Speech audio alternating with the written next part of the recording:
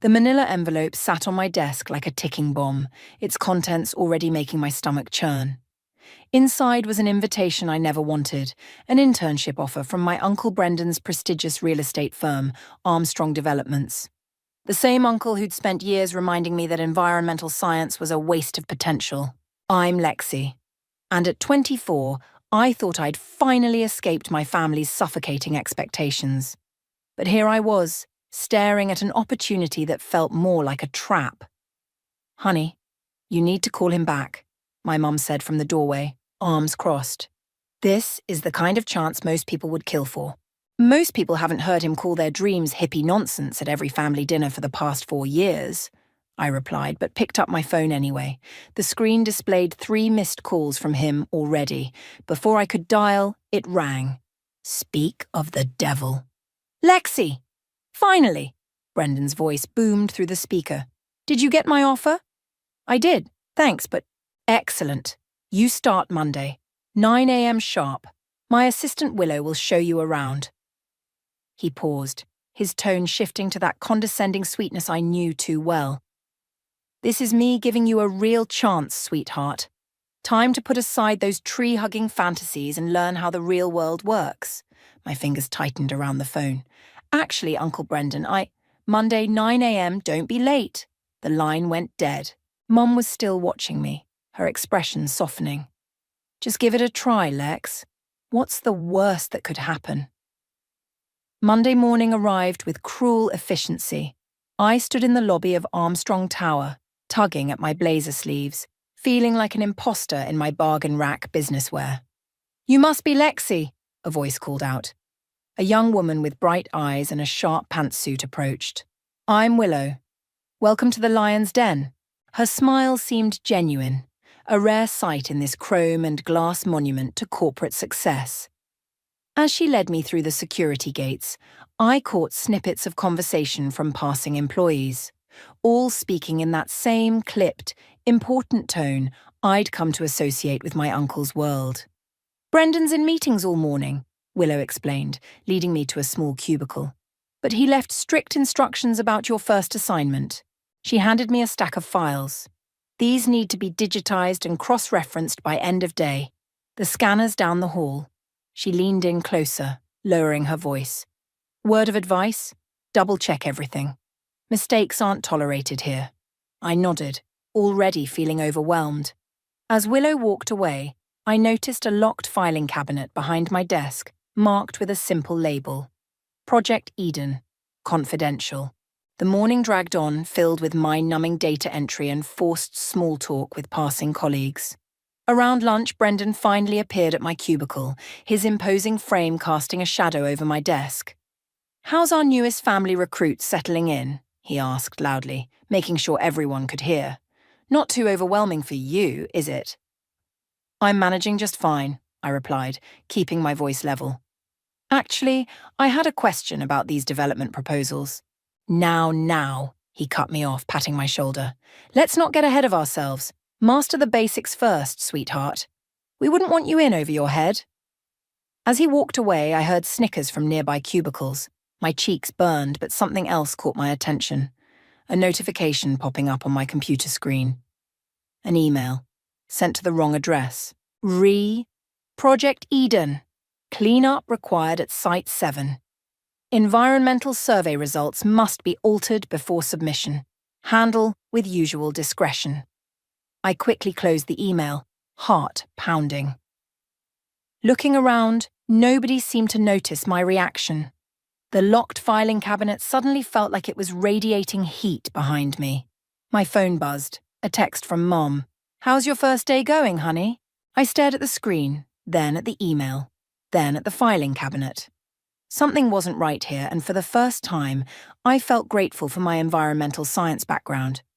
Maybe this internship wasn't such a bad idea after all. Just then, Willow passed by, dropping another stack of files on my desk. But I caught her expression, a knowing look that suggested she'd seen the email too. She slipped me a post-it note. "Break room 5 p.m. We need to talk." I crumpled the note and got back to work, my mind racing. I came here ready to prove myself to my family, But now I had a feeling I was about to uncover something much bigger than family drama. The locked cabinet seemed to mock me with its secrets, and I couldn't shake the feeling that Project Eden was going to change everything. The break room was empty except for Willow, who sat in the corner nursing a coffee that had probably gone cold hours ago. She didn't look up when I entered, just gestured to the chair across from her. "Close the door," she said quietly. I did, then sat down, my heart hammering against my ribs. "That email today wasn't sent to you by accident," Willow finished, finally meeting my eyes. "I redirected it to your inbox. Needed to see if you were different from the rest of your family." "Different how?" "Someone who might actually care about what's really happening here." She pulled out her phone, showing me a series of photos: pristine wetlands marked for development, endangered species habitats, protected areas.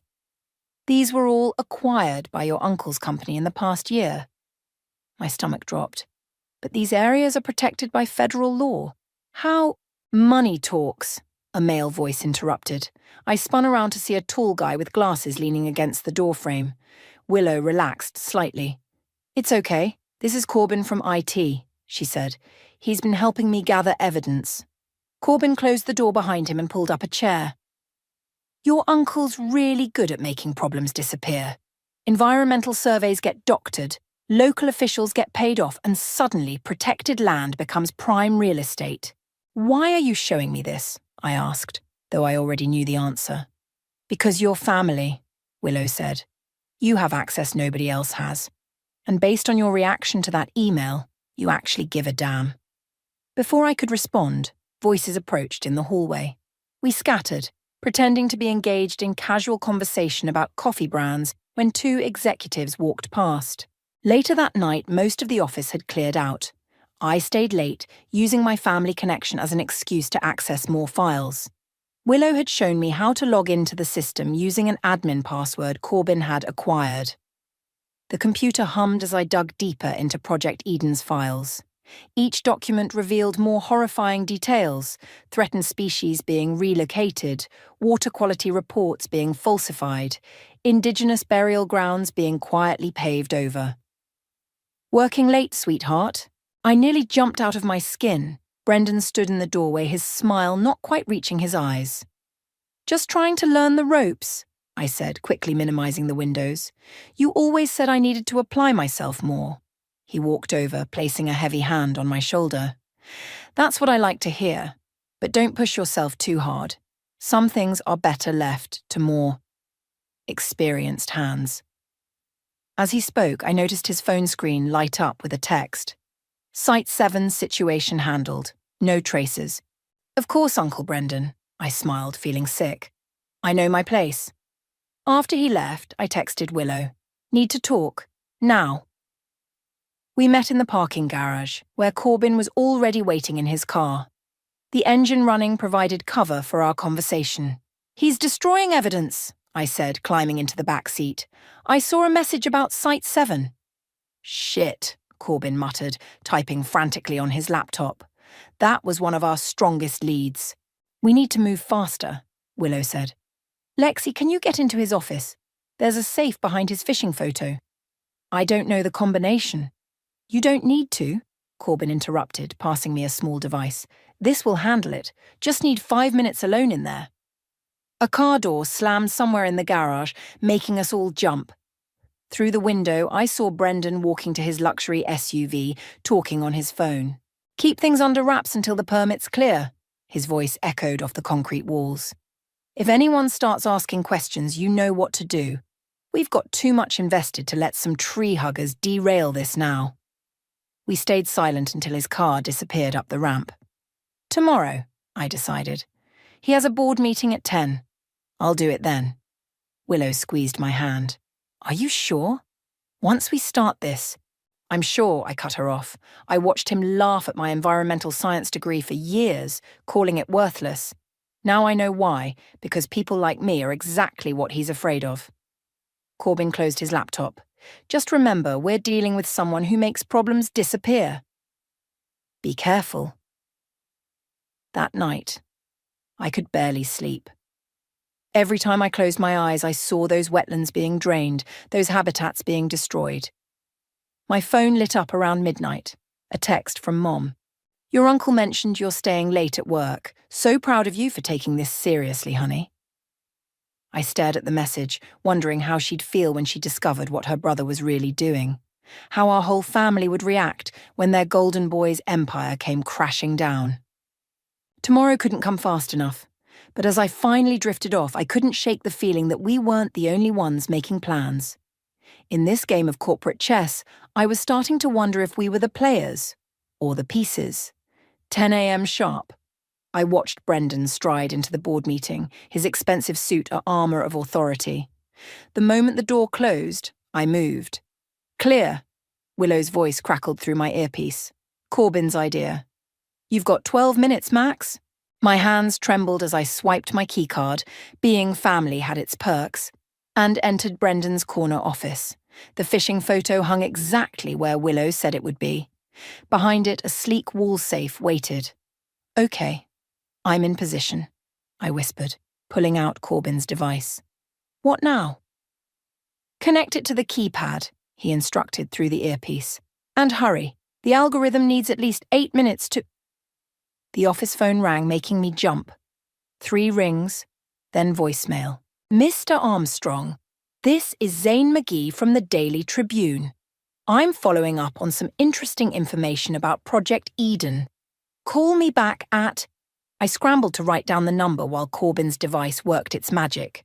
A journalist. This could change everything. The safe clicked open just as Willow's voice hissed, "Movement in the hallway." I grabbed everything I could, folders, USB drives, an external hard drive, stuffing them into my bag. The phishing photo was barely back in place when voices approached. Just grabbing my notes, Brendan's voice boomed outside.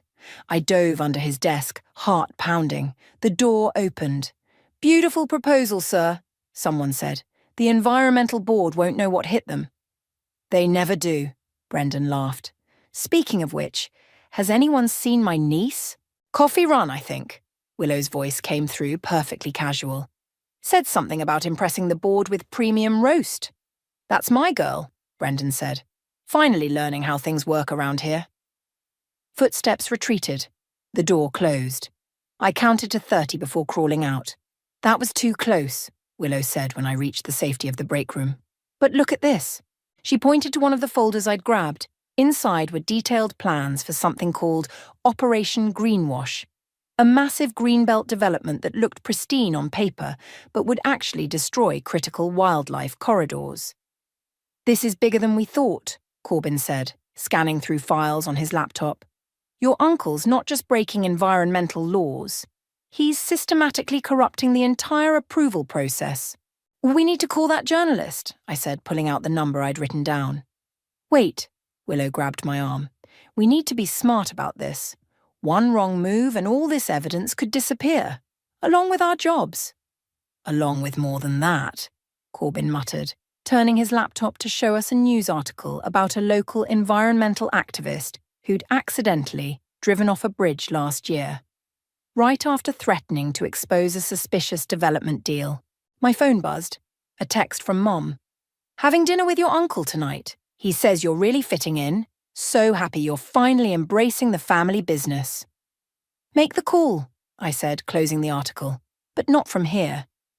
We met Zane McGee at a coffee shop across town. He was younger than I expected, with intense eyes and a recorder barely hidden in his jacket pocket. I've been investigating Armstrong developments for months, he said, scanning the documents we brought. But I could never get anyone on the inside to talk. Until now. What changed? Willow asked. Someone sent me an anonymous tip about Project Eden. Said to watch for unusual patterns in environmental survey results. He looked at me. Imagine my surprise when I traced those patterns right to your uncle's company. We need guarantees, Corbyn said. Protection. These people are dangerous, Zane finished. I know. That's why we do this right. Build an airtight case. Get multiple sources. Make it too big to bury. My phone buzzed again. Brendan this time. Missing you at the office. Everything okay, sweetheart? They're getting suspicious, I said. How long will this take? A week? Maybe 2. Zane was already making notes. But when this breaks, it'll be nuclear. You sure you're ready for that? I thought about all the times Brendan had patronized me, dismissed my education, treated my environmental concerns like a child's passing phase. Then I thought about those wetlands, those wildlife corridors, that accidental bridge incident. Just make it count, I said. Back at the office, Brendan was waiting at my cubicle. Where have you been, Lexi? Missed you in the strategy meeting. Sorry, Uncle. Got caught up in research. I gestured to my screen where I'd pulled up some harmless zoning regulations. He smiled, but his eyes were sharp. Good girl. Always so thorough. Just remember, some stones are better left unturned. As he walked away, I noticed a new email in my inbox, from an anonymous address. Back off while you still can. Some family secrets should stay buried. The game was on, and now we knew they were watching. Sunday dinner at Mom's house had always been a tradition, but now it felt like walking into an interrogation room. The smell of pot roast, Mom's specialty, couldn't mask the tension in the air. Your uncle says you've been distracted at work, Mom said, setting down the plates. Everything okay, honey? Just learning a lot, I replied, avoiding her eyes. It's intense. That's my girl, Brendan boomed, letting himself in through the back door. Though I have to say, you're picking up things a bit too quickly. The way he said it made my blood run cold. He sat down across from me, his smile never reaching his eyes. Funny thing happened yesterday, he continued, accepting a glass of wine from Mom. Someone accessed my private files. I tracked the login to your computer. Mom dropped a fork. The clatter seemed to echo forever. I was just trying to understand the business better, I said, the rehearsed lie tasting bitter. I should have asked first. Yes, you should have. Brendan leaned forward. Family or not, some things are off limits, for everyone's protection. Mom touched his arm. Brendan, she's just eager to learn. Cora, he cut her off. Could you give us a minute? She hesitated, looking between us. Something flickered in her eyes. Worry. Knowledge. But she nodded and left the room. Let me tell you a story, Brendan said, once we were alone. About a young environmental officer who got very interested in one of our developments last year. Smart guy. Passionate. Reminded me of you, actually. My throat went dry. The bridge accident article flashed through my mind. What happened to him? I managed to ask. Tragic accident. Should have been more careful where he was poking around. Brendan sipped his wine. I'd hate to see anything like that happen to family. The threat hung in the air like smoke. I forced myself to meet his gaze. Are you threatening me, Uncle Brendan? Threatening? No, sweetheart. Just sharing some wisdom. He stood up. Oh, and tell your friends Willow and Corbin I said hello. Such dedicated employees working late so often. He left through the back door just as Mum returned. She watched him go, then turned to me with tears in her eyes. Mum, I whispered, did you know? About what he does? She sat down heavily. Your father knew, before the divorce. He tried to expose Brendan's dealings, but... She trailed off. But what? But suddenly there was evidence of tax fraud at his company. He lost everything. Had to move across the country to start over. She grabbed my hand. Brendan made sure we were taken care of, but the message was clear. My phone buzzed. A text from Willow. Emergency, office broken into, hard drives missing. Then another from Corbin. My apartment too. They're moving fast. Mum, I have to go. I stood up, but she held onto my hand. Whatever you're involved in, be careful, she said. Your uncle, he doesn't lose. Ever. I rushed to meet Willow and Corbin at our backup location, a 24-hour diner on the edge of town. Zane was already there, looking grim. They got to my editor, he said as soon as I sat down. Story's been killed. What about the evidence? Willow asked. Copies, Corbin said, pulling out a small drive. Hidden where they won't look, but it's not enough anymore. We need something bigger. The environmental board meeting, I said suddenly. Next week, Brendan's presenting Project Eden for final approval. Too risky. Willow shook her head. Security will be tight. But I'll be there, I insisted. Family representative, remember? And I know something they don't. I pulled out my phone, showing them an email I'd found in the safe files. Proof that Brendan had bribed half the board. If we can expose this during the meeting itself, Zane started. They can't bury it, Corbin finished. Not with all those witnesses. They'll know it was us, Willow warned. My phone buzzed again. A photo from an unknown number, surveillance shots of all of us, taken through the diner window right now. Below it a message. Last warning, walk away. I showed them the phone, watched their faces pale. I'm in if you are, Zane said finally. Willow squeezed my hand. Corbin nodded. Then we've got 1 week to plan, I said, thinking of Mum's tears, of Dad's ruined life, of that environmental officer who asked too many questions. And one chance to get it right. Outside, a black SUV idled in the parking lot. Watching, waiting. The game had changed. This wasn't just about exposing corruption anymore. This was survival. The conference room buzzed with nervous energy as Brendan did a dry run of his Project Eden presentation. I sat in the back, pretending to take notes while actually recording everything on the modified phone Corbin had given me. And this green corridor, Brendan gestured to the screen, will provide a natural sanctuary for local wildlife. While conveniently hiding the toxic waste dump, Willow muttered under her breath beside me. Brendan's eyes snapped to us. Something to add, Willow? Just admiring the attention to environmental detail, sir, she smiled sweetly. He stared at us for a moment longer before continuing. I felt sweat trickle down my back. After the meeting, Brendan called me into his office. The fishing photos seemed to mock me from the wall. Big day tomorrow, he said, pouring 2 glasses of whiskey. The Environmental Board will be looking for a united front. Family support means everything. He handed me a glass. I thought of the last person who drank with him, that environmental officer. Of course, Uncle Brendan. You know, he swirled his drink. I've been thinking.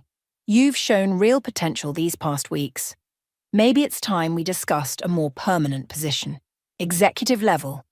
My hand froze halfway to my mouth. What? Your family. Despite our differences, you belong here. He leaned forward. Say yes, and we forget all about those unauthorized file access incidents. The whiskey burned my throat. I'm honored, but... His phone rang. He checked it. Frowned. Think about it. Family should stick together, right? I escaped to the bathroom, hands shaking as I texted our group chat. Emergency meeting. Now. We gathered at a new location, the public library's study room. Safer than the diner. He's trying to buy me off, I told them. Classic move, Zane said, spreading papers across the table. But we're ready. Tomorrow during the board meeting. The library door opened. We all tensed, but it was just my mum. Mum? What are you... Willow called me, she said, sitting down. You need to know everything. She pulled out an old USB drive. Your father didn't just find evidence of environmental violations. He found proof of something worse. People who opposed your uncle's projects didn't just have accidents. They were targeted. Zane grabbed the drive. This is exactly what we need to... No, Mom cut him off. This is what got your father destroyed. What got others killed. She turned to me. I'm showing you this so you understand what you're really dealing with. We're being careful, I started. Are you? She pulled out her phone, showed us a photo. This was taken outside my house this morning. The image showed men in suits installing something under a car. My car. Jesus, Corbin breathed. They're not playing anymore. We can't back down now, Willow said. We're too close. Mom gripped my hand. There are other ways to fight, safer ways. Like what? I pulled away. Watch him destroy more lives, more ecosystems, run away like Dad had to. Your father ran to protect you. She stood up. And now I'm trying to do the same. Just then, all our phones buzzed simultaneously. A message from Brendan to the whole company. Proud to announce our groundbreaking Project Eden initiative. Join us tomorrow as we present our vision for a greener future. Special thanks to my niece Lexi for her valuable environmental insights. He's forcing your hand, Zane said quietly, making you complicit. Another buzz. A private message from Brendan. Executive office has a nice view. Shame to waste it. We stick to the plan, I said, standing up. Mom, thank you for warning us, but this ends tomorrow. Then take this. She handed me a small key. It opens a safety deposit box. If anything happens to you, nothing will happen, Willow insisted, but we all heard the uncertainty in her voice. We spent the next hours finalizing details, Corbin working on bypassing security protocols, Willow coordinating with sympathetic board members, Zane preparing press releases. As darkness fell, we did one final equipment check. Hidden cameras, backup drives, emergency contacts. Once we start, Zane warned, there's no going back. There's no going back anyway, I said, thinking of the men under my car. At least this way we choose how it ends. My phone buzzed one last time, a photo of all of us in the library taken through the window with a simple message, choose wisely, sweetheart. I deleted it without responding. Tomorrow Uncle Brendan would learn that family loyalty cuts both ways, and some secrets refuse to stay buried. We left separately, taking different routes home. The night felt heavy with possibility and danger. In less than 12 hours, we'd either expose one of the biggest environmental scandals in the state or join the growing list of tragic accidents in Brendan Armstrong's path to success. The environmental board meeting room filled quickly with suits and forced smiles. I sat next to Brendan at the main table, feeling the weight of the hidden recording device against my ribs. Willow positioned herself by the door while Corbin manned the presentation equipment. Nervous, sweetheart? Brendan asked, straightening his tie. Just excited, I lied, watching the board members file in. Ladies and gentlemen, the board chairman announced, we're here to review the final proposal for Project Eden. Brendan stood, commanding the room with practiced ease. Thank you all for coming. Before we begin, I'd like to acknowledge my niece Lexi, whose environmental expertise has been invaluable. Scattered applause. My skin crawled. Project Eden represents a new vision, Brendan continued, clicking through pristine renderings. A perfect balance of development and conservation. I checked my phone under the table. A message from Zane. In position. Media alerted. Ready. Furthermore, Brendan gestured to charts showing impossible environmental benefits. Our impact studies indicate... Actually, I stood up, my heart thundering. I'd like to address those studies. Brendan's smile flickered. Perhaps after the presentation? No, I said firmly. Now. I connected my laptop to the projector, because these impact studies are lies. The room went silent. Brendan's hand gripped my arm. Lexi, these are the real numbers, I continued, pulling up the documents we'd gathered, showing toxic waste levels, endangered species populations, water table contamination. This is ridiculous, Brendan laughed, but board members were already leaning forward, frowning at the data. And these, I clicked again, are records of bribes paid to certain board members to approve the project. Chaos erupted. 2 board members stood up and hurried out. Others started shouting questions. Security, Brendan called, but Willow had already locked the door. The media has copies of everything, I announced over the noise, along with proof of similar violations at 7 other sites. You ungrateful little... Brendan grabbed for my laptop, but Corbin was faster, backing up the files in real time to secure servers. The chairman banged his gavel. This meeting is suspended pending investigation. Investigation? Brendan laughed again, but there was an edge of panic now.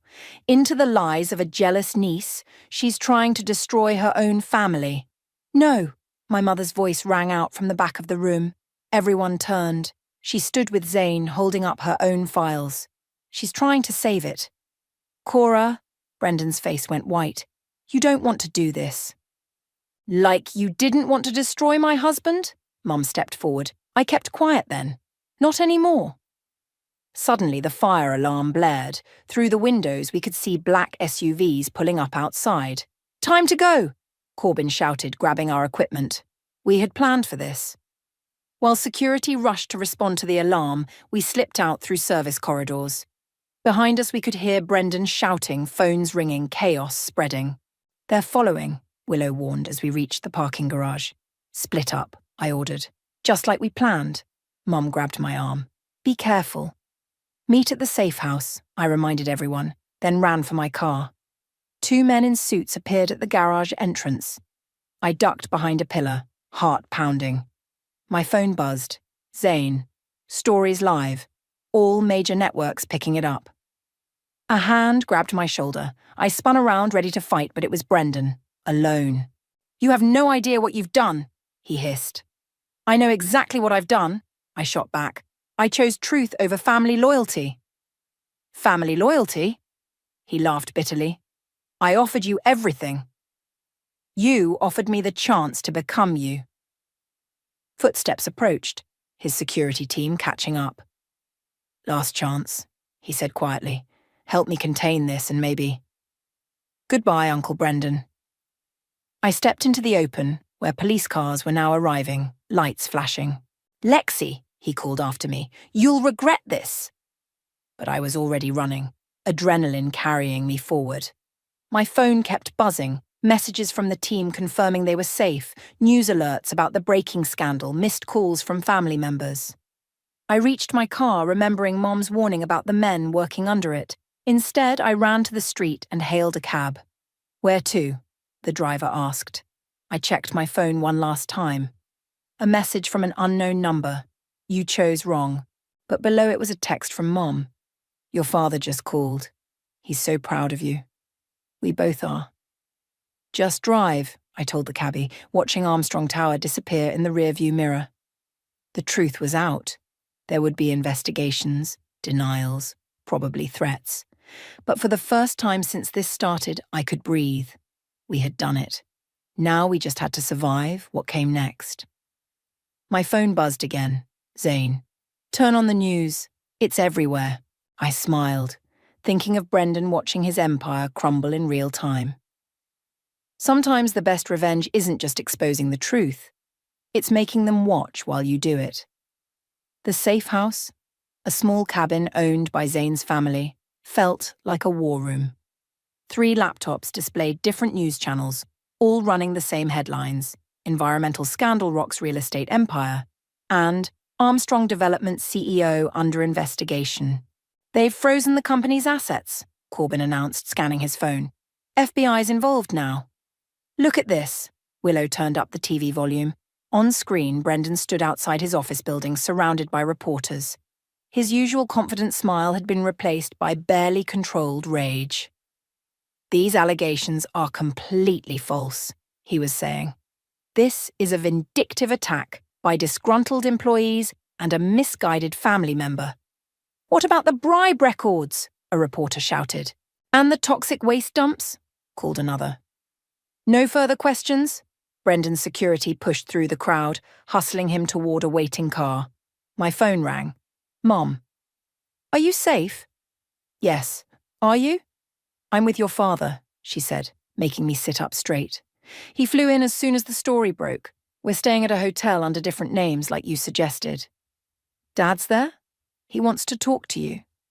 A pause, then a familiar voice I hadn't heard in years. "Hey, kiddo." "Dad!" My voice cracked. "You did what I couldn't," he said. "You brought him down." A knock at the cabin door made us all freeze. Willow grabbed the gun we'd brought for protection. Corbin killed the lights.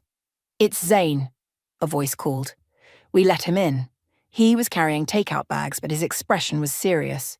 "Just got word from my source in the police department," he said, dropping the food on the table. "They found something in Brendan's private vault. Records of accidents. At least 6 deaths, all connected to people who threatened to expose him." "That environmental officer," I said quietly, "and others. They're bringing him in for questioning tonight." My phone buzzed. A text from an unknown number. "You're next."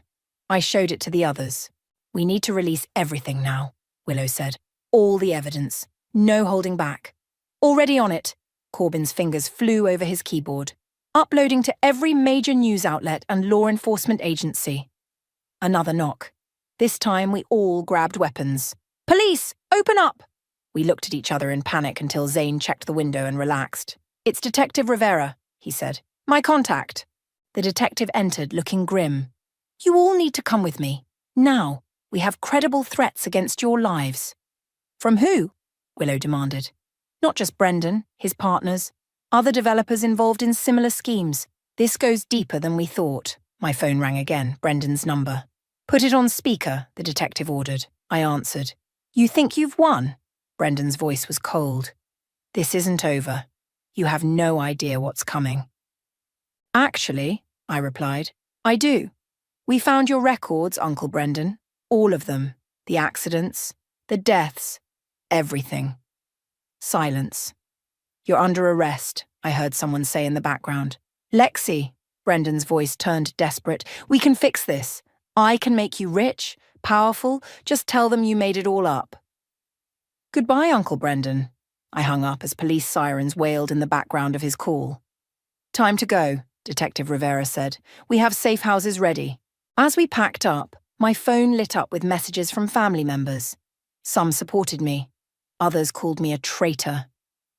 Mom sent a photo of her and Dad smiling together for the first time in years. "Worth it?" Willow asked, seeing me look at the picture. Before I could answer, Corbin called us over to his laptop. "You need to see this." A video was going viral, footage from inside the environmental board meeting. Someone had recorded my confrontation with Brendan. The comments were overwhelming. Finally, someone stood up to these corporations. "This is what real courage looks like." She sacrificed everything to expose the truth. "They're calling you a hero," Zane said. "I'm not," I started. "Breaking news," the TV interrupted. Armstrong Development CEO Brendan Armstrong arrested on multiple charges, including conspiracy to commit murder. We watched as they led him out in handcuffs, his empire crumbling in real time.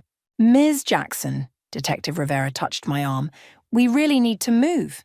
As we left the cabin, I took one last look at my phone. A final message from Brendan had come through. "You'll never be safe." But below it was a text from Dad. "You did the right thing, and this time we fight back together." I turned off my phone. Whatever came next, we'd face it as a family. My real family. Not the one built on lies and corruption, but the one forged in truth and courage. The detectives' cars waited outside, ready to take us to safety. Behind us, the sun set on Armstrong Tower, its shadows no longer quite so threatening. Sometimes the biggest victories come at the highest costs.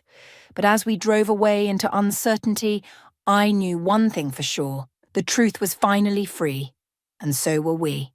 The courthouse steps were crowded with reporters as I made my way inside. The trial had drawn national attention, not just to Brendan's crimes, but to corporate environmental corruption everywhere. "Ready?" Willow squeezed my hand. "As I'll ever be." Inside, Brendan sat with his lawyers, his expensive suit replaced by something more humble. He'd lost weight in detention. When he saw me, something flickered in his eyes. Desperation, maybe regret. The prosecution calls Alexandra Armstrong to the stand.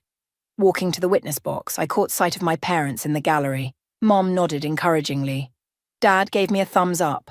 "Ms. Armstrong," the prosecutor began, "please tell us about Project Eden." I took a deep breath. Project Eden wasn't just about illegal development. It was about silencing anyone who got in the way. Over the next hour, I laid it all out. The bribes, the falsified environmental reports, the orchestrated accidents. With each revelation, Brendan seemed to shrink further into himself. During cross-examination, his lawyer tried to paint me as a vindictive niece seeking revenge. "Isn't it true you were jealous of your uncle's success?" "No," I said firmly. I was horrified by how he achieved it. "And these alleged threats against whistleblowers?" "Alleged?" I interrupted, pulling out my phone. "I still have the messages. You're next." "Choose wisely." "Would you like to see them?" The lawyer faltered. In the gallery, Corbin gave me a subtle thumbs up. He'd made sure those messages were traceable directly to Brendan's phone. During a recess, Brendan approached me in the hallway. His security ankle bracelet blinked steadily. "Can we talk?" he asked quietly. Willow started to intervene, but I waved her off. Make it quick. I underestimated you, he said. All these years, I thought you were just playing at being an environmentalist, but you were stronger than any of us. Is this an apology? It's an offer. He glanced around. I still have connections, resources. Help me reduce these charges and we can rebuild together. Do things right this time. I studied him. This man I'd once admired, once feared. Now he just seemed small. You still don't get it, I said. This was never about money or power. It was about doing what's right. Lexi, goodbye, Uncle Brendan. For good this time. The verdict came down hard, guilty on all counts. As they led him away, Brendan turned to me one last time. I'm sorry, he said, and for once he sounded sincere. Outside, reporters swarmed us. What's next for Armstrong Developments? Will you take over the company? How does it feel to bring down your own uncle? Zane pushed through the crowd. Actually, we have an announcement about that. I stepped up to the microphones. Armstrong Developments is being restructured. All assets will be liquidated to create an environmental restoration fund, focusing on repairing the damage done to protected lands. And who will run this fund? A board of environmental scientists and community leaders, I said, including some faces you might recognize. Willow and Corbin stepped forward, along with several former whistleblowers who'd come forward during the investigation. We're calling it the Phoenix Initiative, Willow announced, because something good should rise from these ashes. Later, at a small celebration in my parents' restored home, Dad raised a toast. To my daughter, he said, who reminded us that real family stands for truth, not power. My phone buzzed, a message from Detective Rivera. Thought you'd want to know. Your uncle's partners are falling like dominoes. Similar operations exposed in 3 other states. We started something bigger than us, Zane said, reading over my shoulder. Good, I replied, thinking of all the other Brendans out there, all the other threatened ecosystems. Mom pulled me aside holding a familiar USB drive. Your father wanted you to have this, to remind you where it all started. Keep it, I said. That chapter's closed. Through the window, I could see the city skyline. Armstrong Tower's sign was being dismantled, making way for something new, something better. Hey, Willow called out, come see this. On TV, other developers were being led away in handcuffs, their own environmental crimes exposed by our example. The Phoenix Initiative's hotline was flooded with whistleblowers. Think we changed anything? Corbin asked. I looked around the room, at my reunited parents, my loyal friends, the future we'd fought for. We changed everything. My phone buzzed one last time, a message from an environmental group. Need a speaker for next week's conference? Your story needs to be heard. I smiled, typing back. Count me in. Because some stories don't end with justice. They end with change. Real, lasting change that ripples out into the world, touching lives we'll never even know about. And that's the best revenge of all.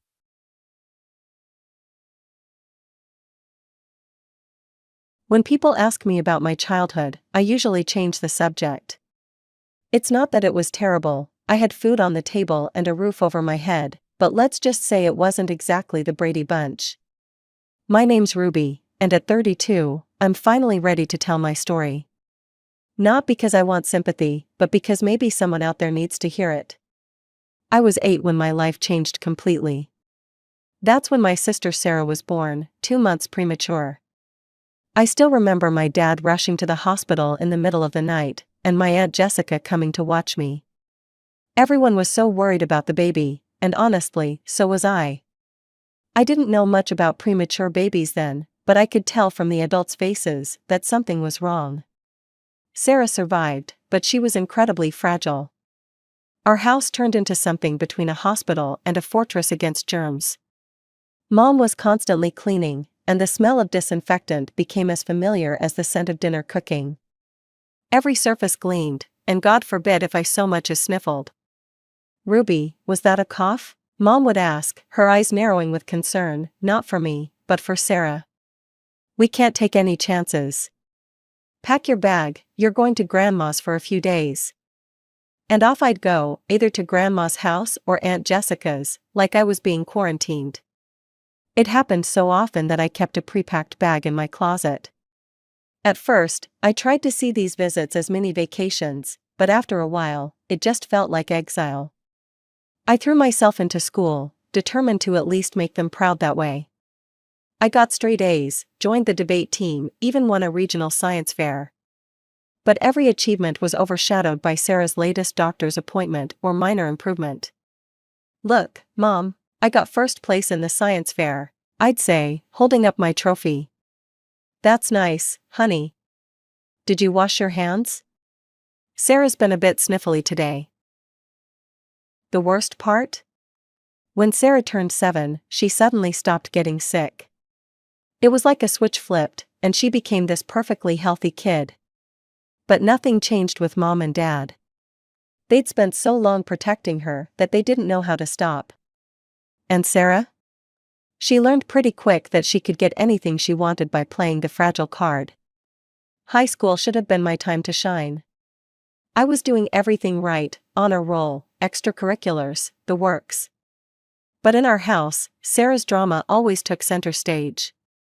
I remember one parents' night particularly well. My chemistry teacher had just finished telling Mom and Dad about my potential for a science scholarship. "Ruby's one of our brightest students," Mr. Peterson said, beaming. "She has a real future in."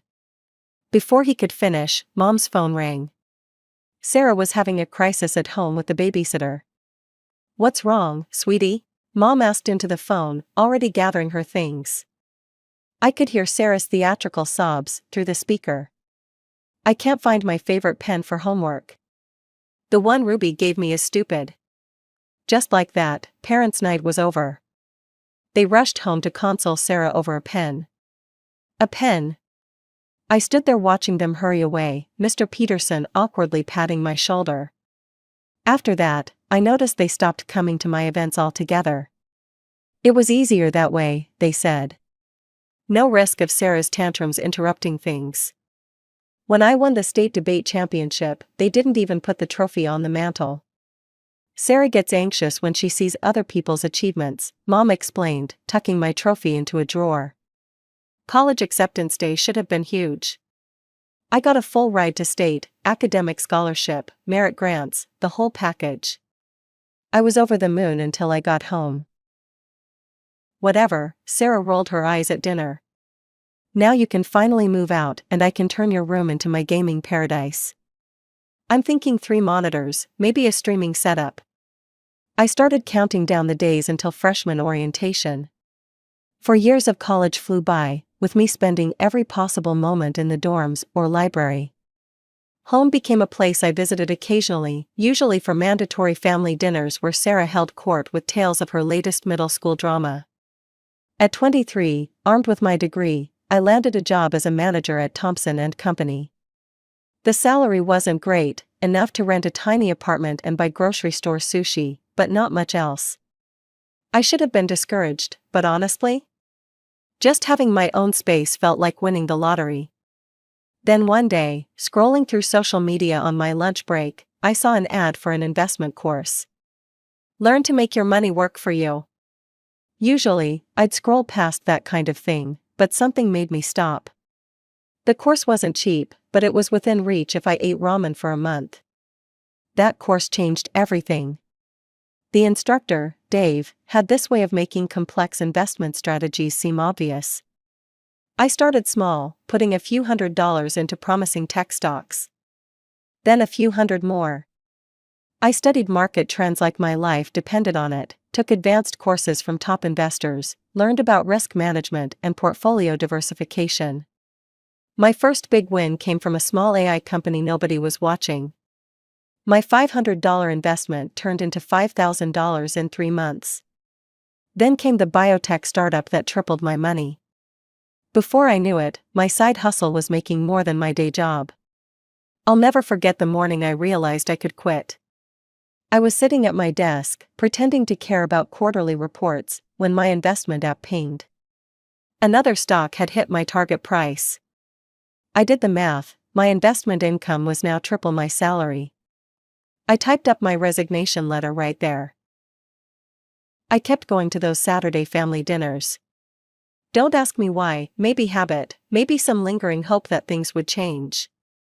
I'd sit there, picking at Mom's overcooked chicken, listening to them go on and on about Sarah's life, while my investment portfolio pinged away in my pocket.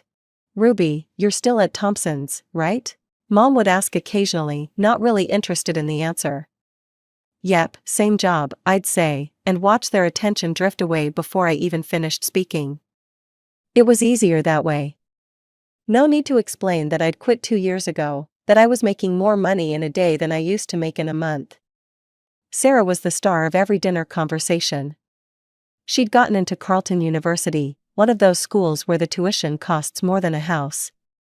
"It's so expensive," Mom would sigh, but her voice was proud. "But Sarah deserves the best education. We've taken out loans, of course, but it's worth it for our little girl's future." Sarah would beam, twirling her pasta. "My roommate has a Gucci backpack.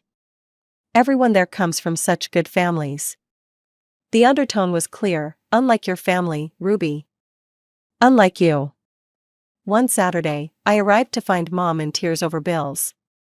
Dad was at the kitchen table, surrounded by paperwork, his reading glasses perched on his nose. "The property taxes went up again," he muttered. "And with Sarah's tuition." I watched them struggle, remembered all the times they'd chosen Sarah over me, and still, they were my parents. That night, I set up an automatic transfer, $1,000 a month, to their account. When I told them about it, Mom actually hugged me. It was the first time in years she'd shown me any real affection. "Oh, Ruby, this will help so much." I thought maybe things would change after that. Maybe they'd see me differently. But then I overheard them in the kitchen after dinner. "We should send some of Ruby's money to Sarah," Mom was saying. "At least $300. The poor thing feels so out of place among all those wealthy students." "Good idea," Dad agreed. "She needs to keep up appearances. Maybe she can finally buy herself that designer bag she's been wanting." I wanted to walk in there and tell them everything. About quitting my job, about my investments, about the fact that I could buy the whole damn designer store if I wanted to. But I didn't. I just stood there, shaking my head, listening to them plan how to spend my money on Sarah's social climbing. By the time I turned 29, I was ready for a change. My investment portfolio had grown beyond my wildest dreams, and I was tired of paying rent. After months of searching, I found the perfect apartment in a secure building with a great view of the city. Nothing flashy, just clean lines, good bones, and enough space to feel like home. Best part? I could buy it outright, no mortgage needed. The day I got the keys, I stood in the empty living room, listening to my footsteps echo off the hardwood floors. This was mine, all mine. No loans, no debt, no strings attached. I'd done this myself, without anyone's help or approval. When Mom called to check in, meaning, talk about Sarah, I mentioned I was moving. "Did you find a cheaper rental?" she asked, distracted.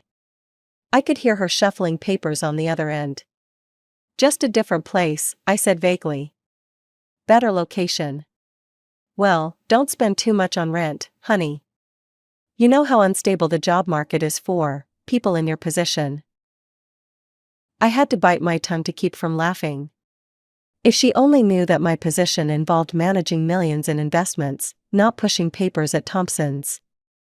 At the next family gathering, Aunt Jessica asked about my new place.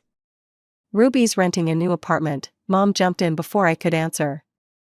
"But wait till you hear about Sarah's latest accomplishments. She's about to graduate from Carleton University. Top of her class." I watched the familiar scene unfold, relatives cooing over Sarah's prospects, while shooting me pitying glances. "Sarah's going places," Dad announced proudly. "Not that we're surprised. She's always been our achiever. Already has companies fighting over her." Unlike some people who settle for mediocrity, my cousin whispered to his wife, not quite quietly enough. I sipped my wine and thought about the stock trade I'd made that morning that had earned more than his annual salary. But I stayed quiet. Let them think what they wanted. Then came Sarah's graduation party. Mom and Dad went all out, catered food, expensive decorations, the works.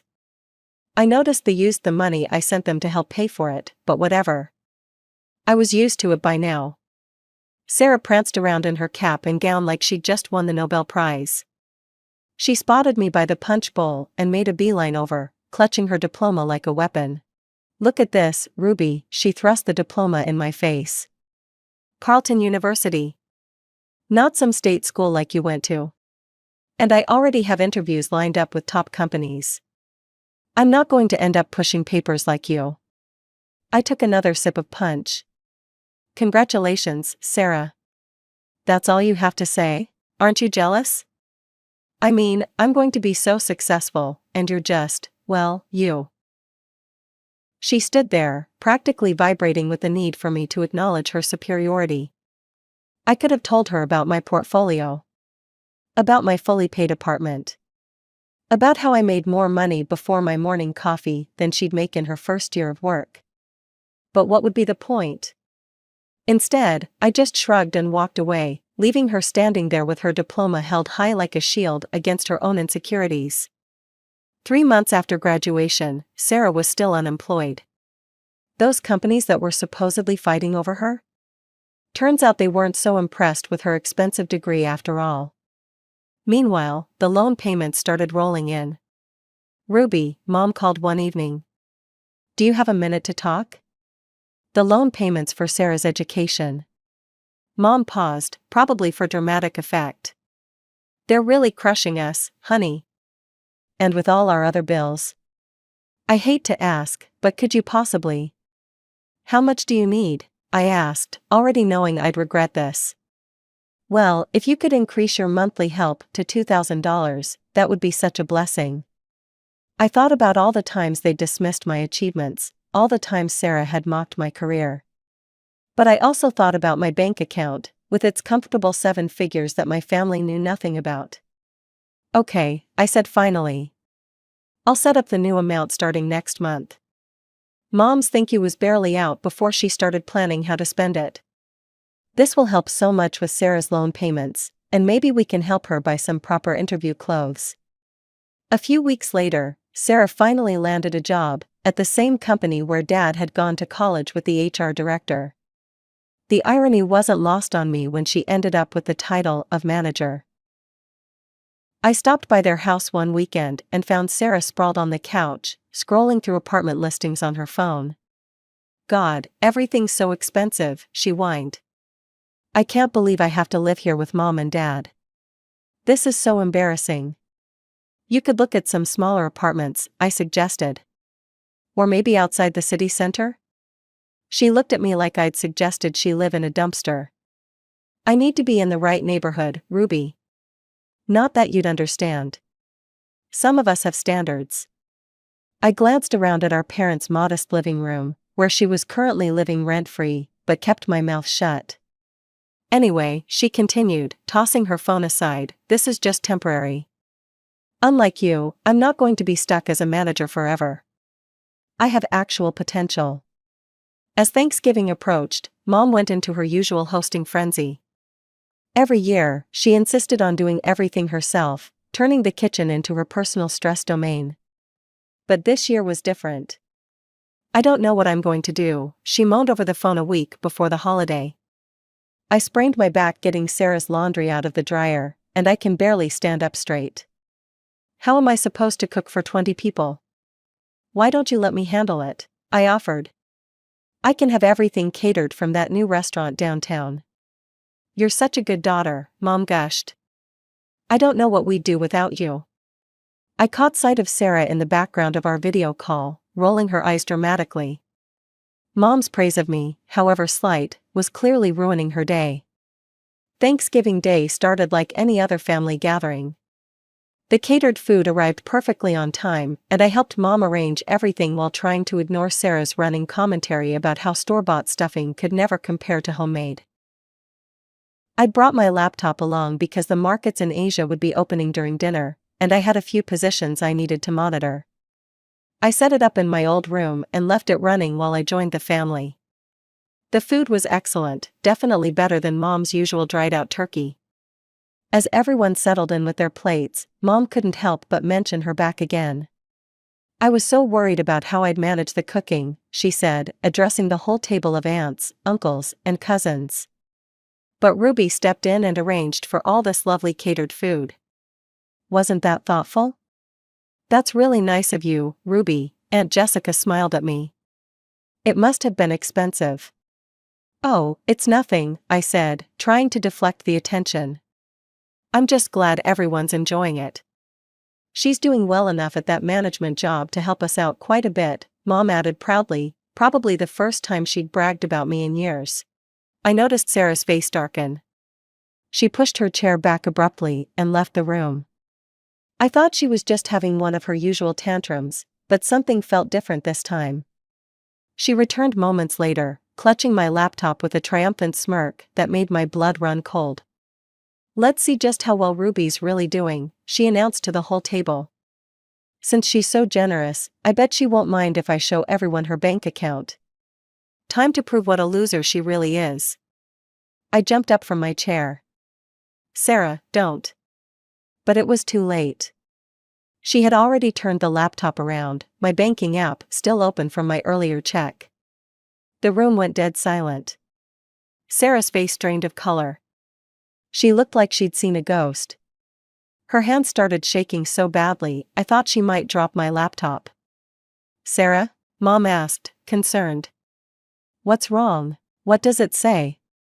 Sarah's voice came out as barely a whisper. $4 million. The silence that followed was deafening.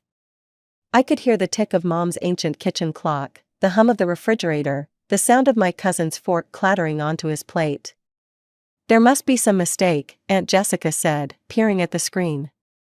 Ruby's a manager at Thompson's. I haven't worked at Thompson's for years, I said quietly, finally letting the truth out. I quit to focus on investing full-time. I studied the markets, took courses, learned everything I could. And I got good at it, really good. You mean you're rich? Sarah's voice cracked on the last word. I took a deep breath and looked around the table at my family's shocked faces. I've been investing for years now. Started small, learned as I went. Yes, I have $4 million in that account. And no, I wasn't hiding it, you all just never asked. The silence lasted exactly 3 seconds before Mom's scream shattered it like glass. $4 million? She shot up from her chair, her face turning an alarming shade of red. You have $4 million and you've been letting us struggle all this time? I stared at her in disbelief.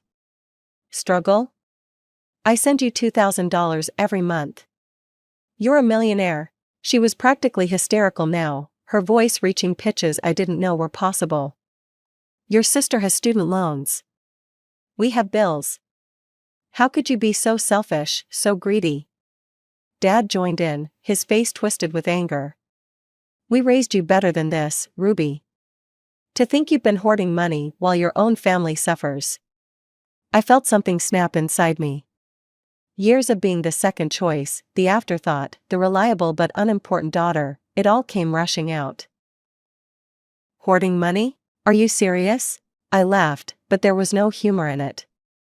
Where were Mom and Dad's savings for your college, Sarah? Oh wait, they didn't save anything, because they spent it all on your endless demands. But funny thing, they didn't pay for my college either.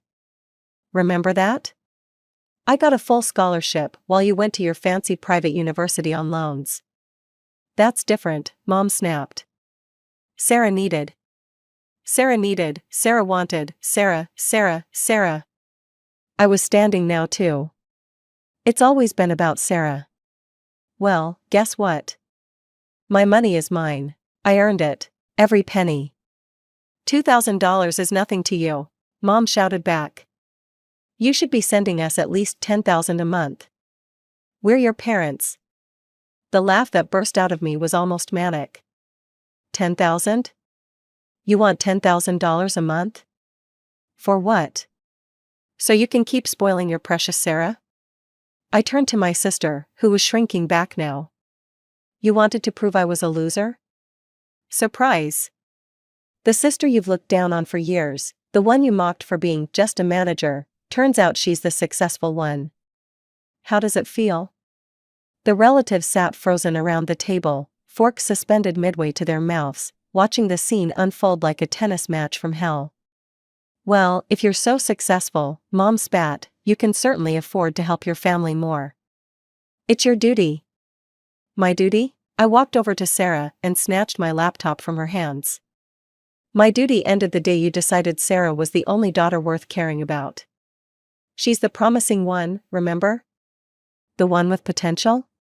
Well, let her fulfill that potential and help you pay the bills. Aunt Jessica tried to intervene. Maybe we should all just calm down. But there was no calming this storm. Mom and Dad were both shouting now, their words overlapping into a hurricane of accusations and demands. Sarah had started crying, her go-to move when things didn't go her way. Without another word, I walked out of my childhood home, the sound of my mother's continued screaming following me all the way to my car.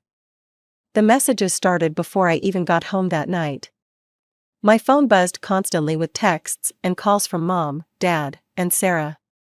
At first, they were angry demands, then came the guilt trips. I tried responding at first, hoping maybe they'd somehow understand, but it was like talking to a wall. They didn't want to understand, they just wanted access to my bank account. Then Mom took it to social media. Her post was a masterpiece of maternal martyrdom. Heartbroken to discover my eldest daughter has become a millionaire while watching her family struggle. She refuses to help her sister with college loans or support her aging parents. Money truly changes people.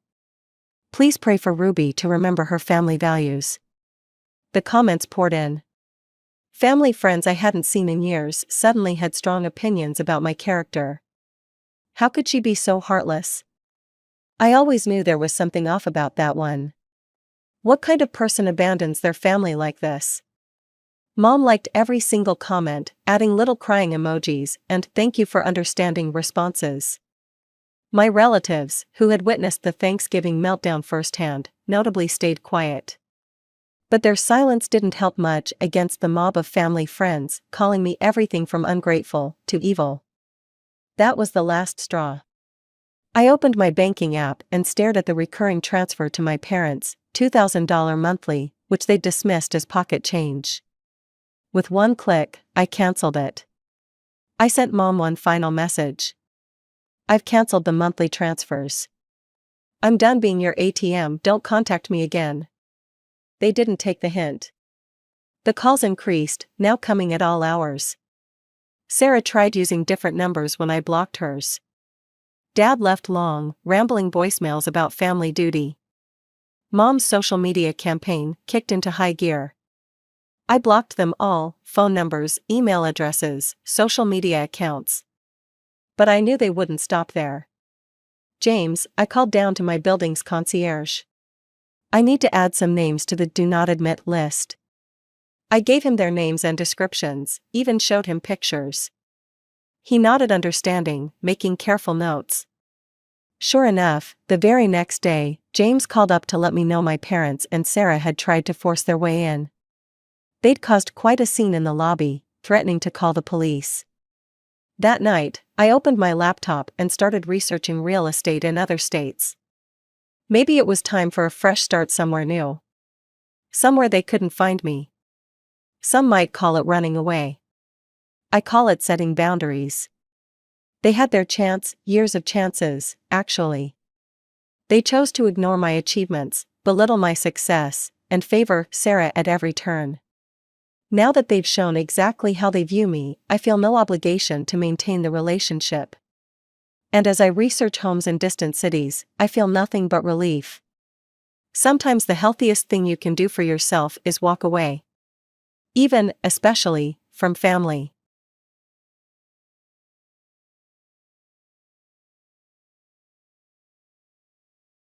Life has a way of changing in an instant. One minute you're 32, happily married, and planning your future. The next, you're a widow sorting through cremation options because your husband's body was too damaged to have an open casket. That's what happened to me, Karen. 6 months ago, my husband James died in a car accident that left me drowning in grief and struggling to find my footing in this new reality. The first few weeks were a blur of funeral arrangements, consoling phone calls, and sleepless nights. If it wasn't for my parents stepping in to handle most of the funeral details, I'm not sure how I would have managed. "Karen, honey, we've arranged everything with the funeral home," Mom had said, her voice gentler than I'd ever heard it. "You just focus on yourself right now." The support group for people who lost loved ones became my lifeline. Every Tuesday evening, I'd sit in a circle with others who understood the hollow ache in my chest. "Some days are harder than others," I shared during one session, my voice barely above a whisper. "Sometimes I wake up and for a split second, I forget he's gone." Maria, another group member who lost her husband 2 years ago, reached over and squeezed my hand. "That's normal, sweetie. The grief comes in waves." As the months passed, I started dealing with practical matters. James had left me well provided for, our house in the suburbs, an apartment downtown, and a substantial bank account. I could have quit my job at the marketing firm, but the thought of sitting alone in our empty house all day made my skin crawl. Instead, I switched to part-time, working just enough to keep my mind occupied. The most surprising change came in my relationship with my parents. Growing up, I'd always felt like an afterthought compared to my younger sister Sarah. They never missed her dance recitals or school plays, while my academic achievements barely warranted a congratulations. But after James's death, something shifted. When they asked if I could help them financially with a monthly transfer of $1,500, I agreed without hesitation. The weekly dinners at my parents' house had become a comforting routine. Mom would cook her famous pot roast, Dad would pour the wine, and we'd talk about everything and nothing. For the first time in my life, I felt like I had their full attention. "Karen, tell us more about that new project you're working on," Dad would say, actually interested in my work for once. "The marketing campaign's going well," I'd share, savoring these moments of connection. "My boss thinks it might bring in several new clients." But everything shifted the night Sarah joined us for dinner. My younger sister walked in, 7 months pregnant, her presence immediately commanding the room like it always had. She'd been living in a rented apartment across town, and I hadn't seen her since James's funeral. "Sarah, sweetie, sit here," Mom fussed, practically pushing me aside to make room for her favorite daughter. "Do you need another pillow? Are your feet swollen?" Just like that, I became invisible again. It was like watching a switch flip. Suddenly, all their attention laser-focused on Sarah and her pregnancy. The familiar ache of being overlooked settled back into my chest, an old friend I'd foolishly thought I'd left behind. "So, who's the father?" I asked during dinner, trying to join the conversation. "Have you told him about the baby?" Sarah's face darkened. "That's my business," she snapped, pushing her peas around her plate. "I don't need to share every detail of my personal life." Mom jumped to her defense immediately. "Karen, don't pry. Your sister doesn't have to explain herself to anyone." I couldn't help but notice how different this response was from when I was going through fertility treatments. Back then, they'd had no problem demanding updates and offering unsolicited advice about my personal life. "But how are you planning to manage on your own?" I pressed during another dinner, watching her heap seconds onto her plate.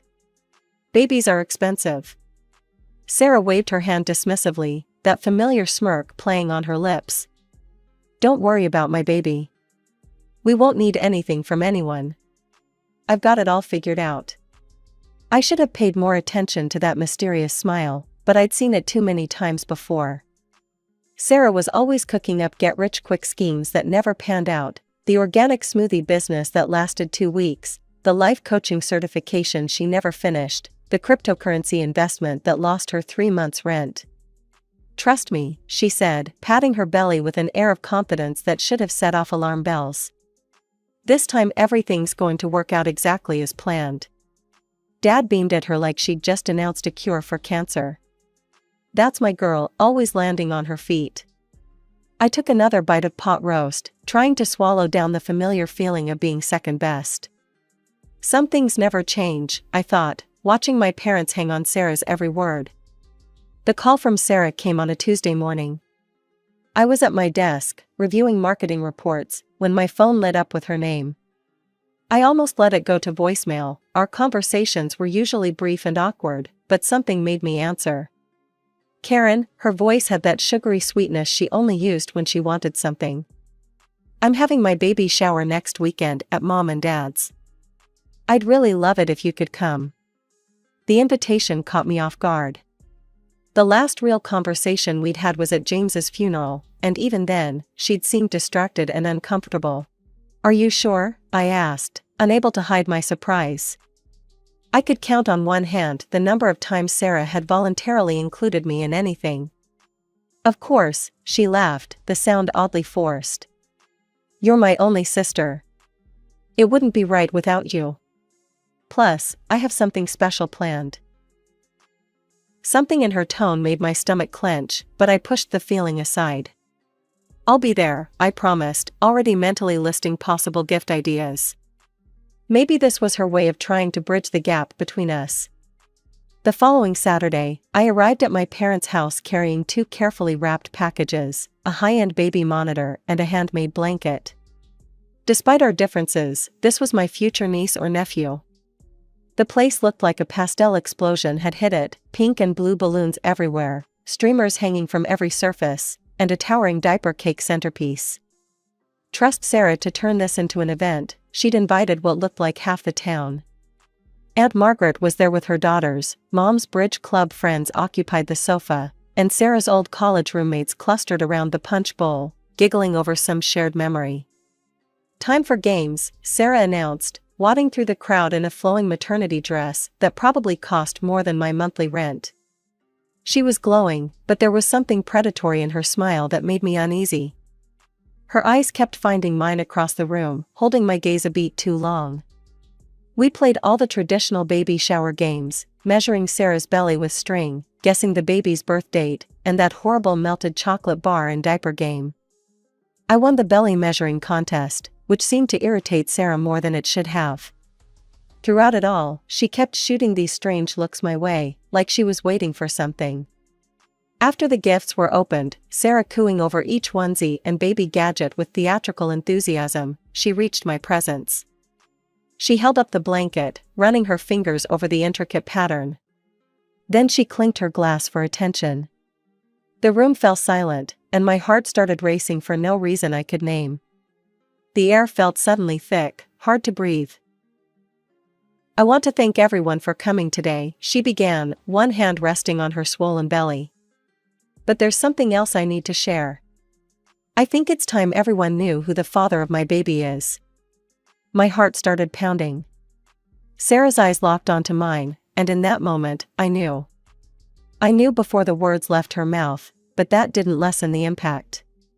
The father, she said, her voice ringing through the suddenly silent room, is James Wilson. Karen's late husband. The world tilted sideways.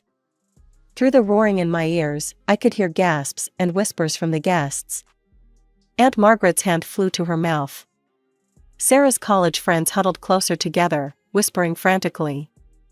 But what hit me hardest was the lack of surprise on my parents' faces. They had known all along. Before I could process what was happening, Sarah was already speaking again, her voice dripping with satisfaction as she turned to face me directly. As James's baby is his only heir, I'm entitled to half of everything he left you, Karen. The house, the apartment, the money, my child deserves their father's inheritance. The room spun. I gripped the back of a chair to steady myself, but then Mom and Dad stepped forward, flanking Sarah like bodyguards. Karen, Dad said, using his stern business voice. You need to do the right thing here. Your nephew deserves his father's legacy. I found my voice, though it came out as a rasp. You're lying. All of you are lying. James would never. Oh no, Sarah's smile turned cruel as she pulled out her phone. Then how do you explain these? She held up the screen, and my world collapsed all over again. There they were, James and Sarah, wrapped in each other's arms, kissing in what looked like a hotel room. Another photo showed them holding hands in a restaurant I didn't recognize. He loved me, Sarah declared, her voice carrying across the silent room. He was planning to leave you for me. We were going to tell everyone, but then, she choked up, tears streaming down her face. Then the accident happened, and all our plans. I couldn't breathe, couldn't think. My body moved on autopilot, gathering my purse, pushing past the whispering guests, stumbling out to my car. I heard Mom calling after me, but I was already backing out of the driveway. The drive home was a blur. My mind kept replaying those photos, trying to make sense of them. The restaurant photos must have been taken during those business dinners he claimed to have. The hotel, probably during his frequent work trips. My phone started buzzing as soon as I walked through my front door. Sarah was sending messages, dozens of them. Screenshots of conversations between her and James. I don't love her anymore, I haven't for a long time. We'll tell everyone after the divorce. You're the only one I want to be with. I can't wait to start our life together. Message after message appeared on my screen, each one a fresh knife in my heart. The timestamps showed conversations going back months. My husband and my sister, plotting their future while I underwent fertility treatments, believing I was the problem in our marriage. I spent that night pacing through my house, touching James's things, and wondering if everything about our life together had been a lie. The first call from my parents came at 7 a.m. sharp. I let it ring 4 times before answering. Karen, you need to be reasonable about this, Dad started, not even bothering with a greeting. The sooner you agree to split the inheritance, the easier this will be for everyone. The casual arrogance in his voice made my blood boil. Easier for whom? For Sarah? For you? For all of us, Mom chimed in. I was on speakerphone. You don't want this to get messy, dear. When, the word came out as barely more than a whisper. When did you know about them? There was a pause, the kind of hesitation that tells you everything you need to know before a word is spoken. We've known for a while, Mom finally admitted. James confided in us about 6 months before the accident. The timeline hit me like a physical blow. 6 months. They'd known for 6 months and still let me cry on their shoulders at his funeral. Still accepted my money every month while knowing what he and Sarah had done. Traitors, the word felt cold and final on my tongue. All of you. I hung up and blocked their numbers. My hand shook as I opened my banking app, but I didn't hesitate to cancel the monthly transfer to their account. Let them ask their precious Sarah for money. 2 weeks passed in a fog of missed calls and ignored text messages. Then came Sarah's email. She'd sue me if I didn't voluntarily give up half of everything. The word voluntarily had never looked so much like a curse. I couldn't bear to reply. Couldn't bear to think about James's betrayal, about how many people must have known, must have seen them together while I remained oblivious. The whispers at work became unbearable, pitying looks from some colleagues, barely concealed smirks from others.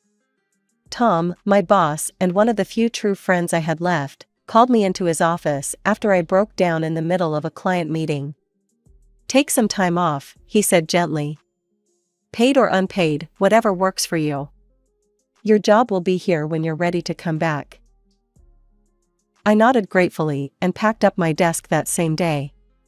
The next few weeks blurred together as I became a hermit in my own home. I had groceries delivered, ignored the doorbell when it rang, and spent hours staring at old photos, trying to spot the signs I must have missed. Every happy memory now felt like a mockery, every moment of our marriage tainted by the knowledge that he had been living a double life with my own sister. The news came via Facebook. Sarah had given birth to a boy. The photo showed her beaming in a hospital bed, our parents hovering proudly over their new grandson. The baby was wrapped in the cream-colored blanket I had knitted for the shower, which felt like a deliberate jab. I closed the app before I could read the comments, but not before noticing she'd named him James Jr. A week later, the court summons arrived in a thick manila envelope. My hands trembled as I opened it, already knowing what I'd find inside. Sarah was suing for half of everything James had left me, claiming her son's right to his father's inheritance. The legal language was cold and precise, laying out her demands in stark black and white. She wanted the house, half the money, and partial ownership of the downtown apartment. I spent 3 days researching lawyers before settling on Richard Martinez, who came highly recommended for handling complex inheritance cases. "Ms. Wilson," he said, shuffling through the papers on his desk, his expression carefully neutral. "I have to be honest with you. Your sister has compelling evidence of a long-term relationship with your late husband. Text messages, photos, witness statements, including your own parents." He paused, adjusting his wire-rimmed glasses. In inheritance cases like this, proof of an intimate relationship combined with a biological child, well, the courts tend to be sympathetic. I was still processing this devastating news when my phone rang that evening. Unknown number. "Hello, is this Karen Wilson?" A woman's voice, unfamiliar, but somehow striking a chord of recognition. Something in the cadence, the tone, made my heart skip. "I'm Elizabeth Parker, James's mother." The world tilted sideways. I gripped the kitchen counter for support. "That's impossible," I whispered. "James was an orphan. He told me his parents died when he was young. He grew up in foster care." "Another one of his lies, I'm afraid." Her voice was bitter, but not unkind. "Would you be willing to meet with me? There are things you need to know. Things that might help you." We arranged to meet at a small cafe downtown the next morning, neutral ground. I arrived early, my stomach in knots, ordered a coffee I couldn't drink, and nearly dropped the cup when she walked in. The resemblance was uncanny. James had her eyes, her smile, even the way she carried herself. She moved with the same fluid grace I'd always admired in him. "I was at the funeral," she said after we'd settled into a corner booth, far from curious ears. "Back row, black dress and veil." I couldn't bring myself to approach you then. James and I hadn't spoken in years. I remembered her suddenly, the solitary figure who'd slipped out before the service ended. I'd been too lost in my own grief to wonder who she was, but now the memory crystallized with perfect clarity, the elegant woman in black, standing apart from the other mourners, her face hidden behind a dark veil. "Why are you coming forward now?" I asked, trying to keep the suspicion out of my voice. After all the recent revelations about James, I found it hard to trust anything or anyone connected to him. Elizabeth reached into her handbag and pulled out a manila envelope, worn at the edges as if it had been carried around for a long time. "Because I've heard about what your sister is claiming. And because, despite everything, I can't let another woman suffer from my son's lies." Her fingers trembled slightly as she slid the envelope across the table. With trembling hands, I opened the envelope Elizabeth had given me. Inside were medical records from Boston General Hospital, dated 10 years ago, about a year before James and I got married. My eyes scanned the document, and I felt the blood drain from my face. Complete azoospermia, permanently sterile, no possibility of natural conception. The clinical terms jumped out at me, each one a fresh blow. "James had these tests done when he was 25, Elizabeth explained softly. "He was devastated by the results. It was one of the last things we discussed before our falling out." I couldn't speak. All those years of fertility treatments, the endless doctor's appointments, the hormone injections, the tears and self-blame, it had all been a cruel charade. The courtroom was packed on the day of the hearing. Sarah sat in the front row, cradling baby James Jr., while our parents flanked her protectively. She dressed the part of the grieving almost widow perfectly, demure black dress, minimal makeup, practiced look of sorrow. When she took the stand, she played to the gallery masterfully, tears glistening in her eyes as she described her great love with James. "All I want is what's fair for my son," she declared, her voice breaking. "He deserves his father's legacy." My lawyer, Mr. Martinez, waited until she'd finished her performance before he spoke. "Your Honor, I'd like to submit evidence that proves Ms. Thompson's entire claim is fraudulent."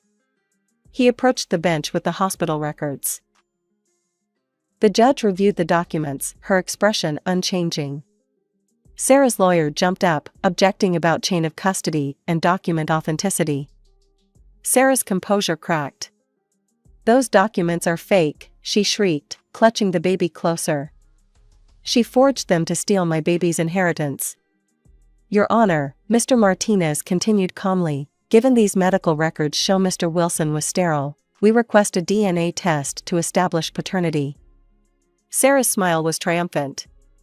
"That's impossible. James was an orphan, and his body was cremated.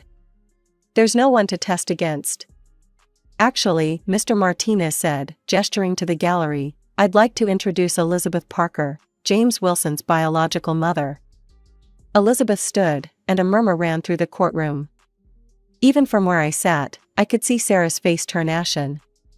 "I'm willing to submit to a DNA test," Elizabeth announced clearly, "to determine if this child is my grandson." The judge nodded. "DNA testing is ordered. We'll reconvene when the results are available." Sarah swayed slightly in her seat, all color drained from her face. Our mother rushed to support her, shooting me a venomous look. But for the first time since this nightmare began, I felt hope. The courtroom was silent as the judge opened the envelope containing the DNA test results. Sarah sat rigidly in her chair, the baby sleeping peacefully in her arms, unaware of the drama unfolding around him. "The results conclusively show," the judge announced, her voice clear and firm, "that there is no genetic relationship between the minor child and Mrs. Elizabeth Parker. Therefore, it can be concluded that James Wilson was not the father of this child." A collective gasp filled the room. Sarah's face crumpled as she began to sob, mascara running down her cheeks. "Ms. Thompson," the judge's voice had turned stern, "would you care to explain why you perpetrated this fraud upon the court?" Sarah clutched the baby closer, her voice barely above a whisper. "I was seeing several men at the time. When James died and was cremated, I thought no one would ever know. He had money, and I needed. So you attempted to defraud your own sister?" The judge's disapproval was palpable. "Used your parents as unwitting accomplices in this scheme?" "I just wanted security for my baby," Sarah whimpered, but her performance had lost its power. Even our parents looked stunned, finally realizing the extent of her deception. The judge's ruling was swift and unequivocal. "This court finds in favor of the defendant, Karen Wilson. All claims to James Wilson's estate by Sarah Thompson are dismissed with prejudice. Ms. Thompson, you're fortunate that Mrs. Wilson hasn't pressed criminal charges for attempted fraud." Outside the courthouse, my parents approached me. Mom was crying, Dad looking older than I'd ever seen him. "Karen, sweetheart," Mom reached for my hand. "We had no idea Sarah was lying. We can make this right. We've been struggling since you stopped the monthly transfers." I held up my hand. "Don't, just don't." I pulled out my phone, blocked their numbers right there, and walked away without looking back. Elizabeth was waiting by my car. "Are you okay?" she asked softly. I surprised myself by laughing. "You know what? I think I actually am. Or I will be." I took a deep breath. "I've been thinking, that apartment downtown that James left me. I never liked it much, too many memories. But maybe you'd like it?" Her eyes widened. "Karen, no, I couldn't possibly." "Please," I insisted. "You gave me back my life with those medical records. Let me give you something in return." When I handed her the keys a week later, she broke down crying. "I never thought I'd have a daughter," she whispered as she hugged me. That was 3 months ago. My family still tries to reach me through mutual friends and distant relatives, but I've cut those ties too. Sarah sent a letter claiming she's changed, that she's sorry, that she needs help with the baby. I threw it away unopened. Instead, I have weekly dinners with Elizabeth. We're getting to know each other, sharing stories about James, the good and the bad. She's helping me see that while he wasn't the man I thought he was, that doesn't invalidate all the happy moments we shared. Yesterday, I finally packed away James's remaining things. Elizabeth helped me donate some to charity and store others in the attic. As we worked, she told me stories about James as a little boy, before the lies began. It helped, somehow, to know that version of him existed. I'm not ready to date yet, but I've started living again. I returned to work full-time, joined a hiking club, and am planning my first solo vacation. Sometimes when I look in the mirror, I barely recognize the woman looking back at me. Life has a way of surprising you. I lost the family I was born into, but gained a new one I never expected. It's not the life I planned, but maybe it's the life I was meant to have all along.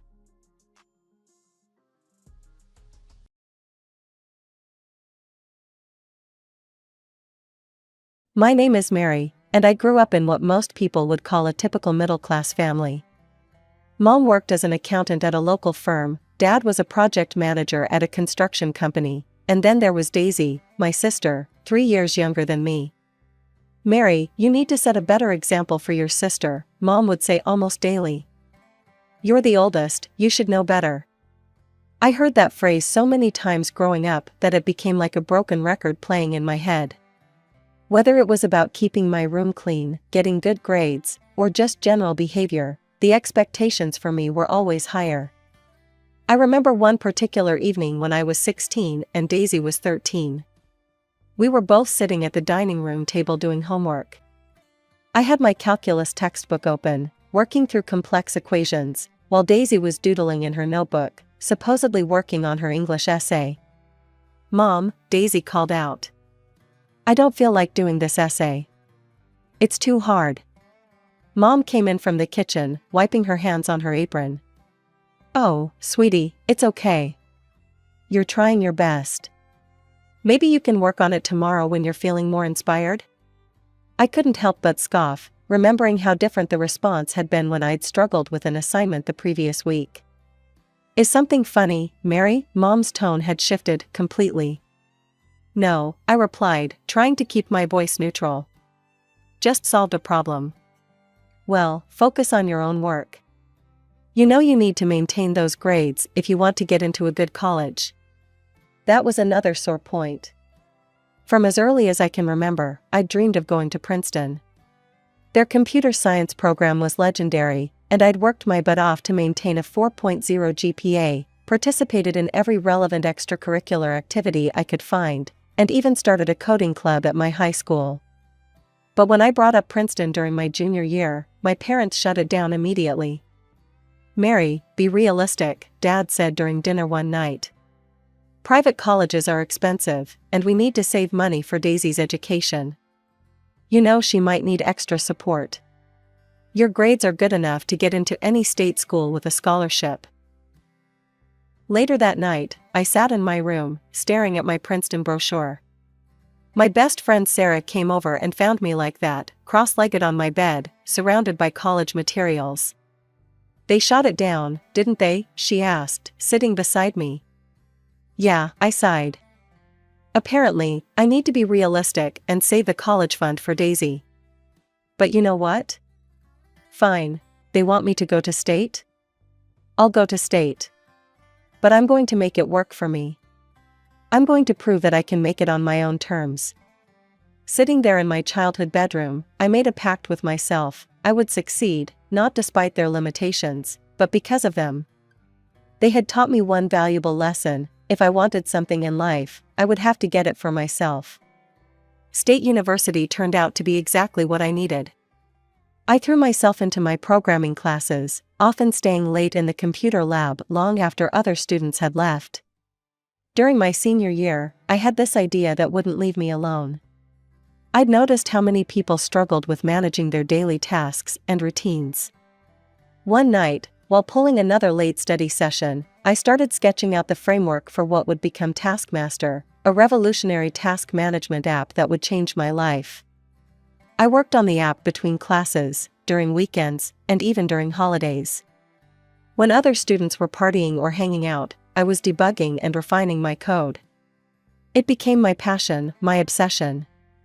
After graduation, I took a huge risk. Instead of accepting any of the job offers that came my way, I decided to pitch my app to tech companies. Most ignored me, some politely declined, but then, tech giants showed interest.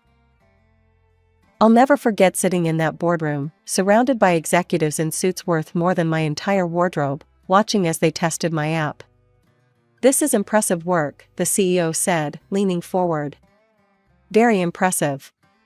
The negotiations that followed were intense, but when the dust settled, I walked away with a check for $5 million. $5 million. I remember staring at the number in my bank account, my hands shaking. The first thing I did was buy a modest but nice apartment in a good area. The second was to start my own mobile app development company. The rest went into savings and investments. I wasn't about to blow this opportunity. When I told my family about the deal, their reactions were interesting. $5 million, Mom had to sit down. "Are Mary?"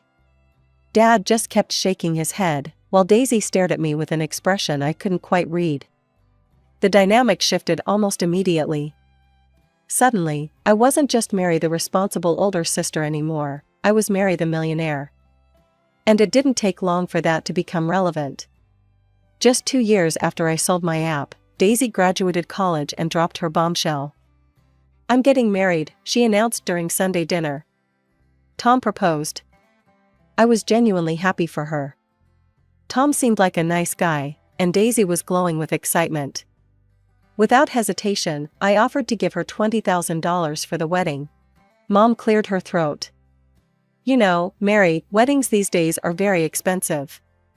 I looked between them, confused. $20,000 is a lot for a wedding gift. "But it's nothing to you now," Daisy said, her voice taking on that wheedling tone she'd perfected since childhood. "And it's my only wedding. Don't you want your little sister to have her dream honeymoon too? We've been looking at this amazing resort in the Maldives." I sat there, feeling the familiar pressure of their expectations. The thing is, they weren't entirely wrong, I could afford more. And it was Daisy's wedding, a once-in-a-lifetime event. After some discussion, and guilt-tripping, I agreed to pay for their honeymoon at the luxury resort in the Maldives on top of the wedding gift. After the wedding and honeymoon, a pattern started to emerge in my family's behavior that I couldn't ignore anymore.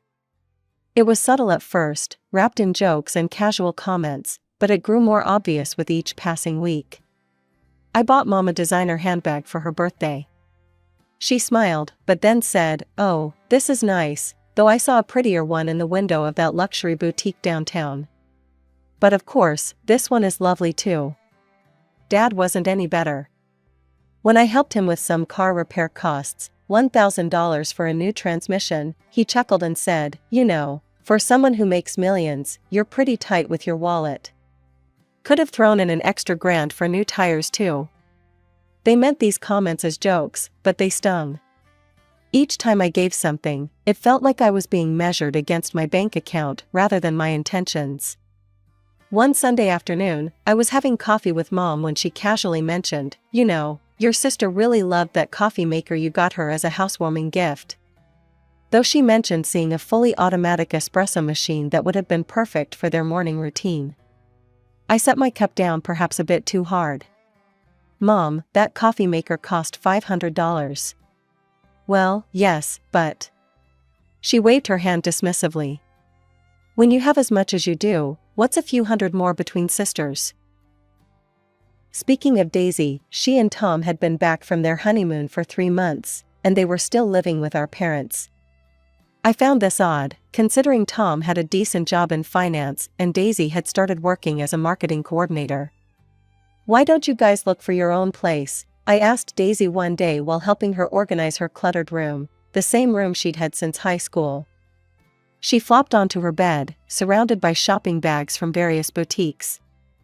"Ugh, have you seen rental prices lately? It's ridiculous. We'd be throwing away money." "But you both have jobs." "Mary, not everyone can just buy an apartment outright like you did," she interrupted, rolling her eyes. "Some of us have to be practical." The irony of her calling living with our parents practical while surrounded by designer purchases wasn't lost on me. Mom had started dropping hints too. Every family dinner included some mention of the housing market. "Did you see that tiny house down the street sold for $500,000? She'd say, shaking her head. "It's criminal what they're charging these days. Normal people can't possibly afford to buy anything anymore." She'd always emphasize normal people while giving me significant looks. During one such dinner, she sighed heavily. You know, when your father and I bought this house, things were different. Young couples could actually afford to buy homes. Now, she gestured at Daisy and Tom. These poor kids don't stand a chance in this market. I dropped by my parents' house one Sunday afternoon, letting myself in with my spare key. The scene I walked into seemed oddly serious. Mom, Dad, Daisy, and Tom were huddled around the dining room table, papers spread out everywhere. They quickly shuffled them away when they saw me. "Oh, Mary, we didn't expect you today," Mom said, her voice a bit too bright. I caught glimpses of house listings and printouts of mortgage rates before they disappeared into a folder. "Just thought I'd stop by." "Everything okay?" "Everything's fine," Daisy chirped, but there was something in her voice I couldn't quite place. I didn't push it. If they were looking at houses, that was their business. Maybe Tom's parents had offered to help, or they'd saved up enough for a down payment. Either way, I was just glad they were finally planning to move out. 2 weeks later, Mom called. "Mary, we need to have an important family discussion. Can you come over tomorrow evening?" I immediately thought about her complaints about the refrigerator. She'd been mentioning it constantly, how it made strange noises, how the ice maker was broken, how food wasn't staying fresh long enough. When I arrived the next evening, the atmosphere was weirdly formal. Everyone was seated in the living room like it was some kind of intervention. Mom and Dad on the couch, Daisy and Tom in the armchairs, all facing the empty seat clearly meant for me. "Mary," Daisy started as soon as I sat down, her voice serious. "We've been having some family discussions." I nodded, waiting for the refrigerator request. "Tom and I have decided it's time for us to have our own home." "That's great," I said, genuinely pleased. "That's definitely the right decision." Daisy exchanged looks with our parents before continuing. "Well, since you're so successful now, and you have more money than you know what to do with." She paused for effect. "We've decided that you should buy us a house." The room went silent. I stared at her, certain I'd misheard. "I'm sorry, what?" "It makes perfect sense," Daisy continued, gaining momentum. "You have your own place. You bought it outright. Meanwhile, I'm still living with Mom and Dad. It's not fair." I looked around the room, waiting for someone to laugh, to say it was all a joke. But everyone's faces were dead serious. "I don't understand," I said slowly. "Why would I buy you a house?" "Because you're my sister," Daisy's voice rose. "You live in your own beautiful apartment while I'm stuck here. You have millions in the bank. I need my own place, and I'm not going to waste money on rent. You have the means to help me, so you should." I took a deep breath, trying to stay calm. "I'll tell you what I can do.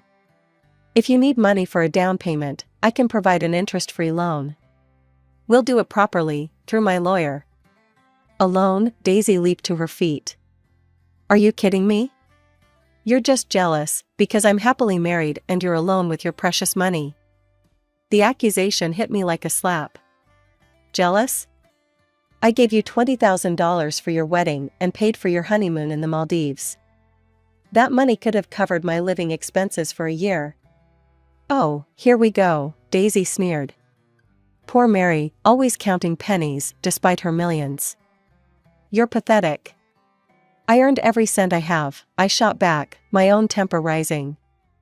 "I built my company from nothing. I live within my means and invest in my business. I have employees who depend on me, obligations." "Obligations to everyone except your family," Mom interjected. Her face was a mask of disappointment I remembered from childhood. "I'm ashamed of you, Mary. How can you be so stingy?" "Stingy?" I laughed incredulously. "I've given Daisy more money in the past few months than most people make in a year. And yet you live in your nice apartment while your sister has to live with her parents," Dad added. "What kind of sister are you?" I looked around the room at their hostile faces, My own family, looking at me like I was some kind of monster for not handing over hundreds of thousands of dollars on demand. Daisy stood up, smoothing her designer dress that I suddenly remembered was a birthday gift from me. Here's how this is going to work. Either you buy us a nice house, not some cheap starter home, or you're no longer part of this family. It's your choice. Mom and Dad nodded in agreement. Tom sat silently, looking uncomfortable but not disagreeing. I looked at each of them in turn, Mom, Dad, Daisy, Tom. These people who had raised me, grown up with me, and were now trying to extort me. Without another word, I picked up my purse and walked to the door. Mary, Mom called after me.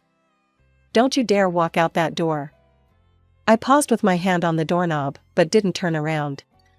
Walking out that door meant losing my family, but staying meant losing something equally important, my self-respect. I opened the door and left, their angry voices following me down the driveway. The bombardment started almost immediately after I left. My phone buzzed constantly with messages and calls from Mom and Daisy. I finally read some of them after a sleepless night. How dare you walk out on your family like that, Mom's first message read. After everything we've done for you. That last part made me snap. I called her back, my voice shaking with anger. Everything you've done for me? Like what exactly, Mom?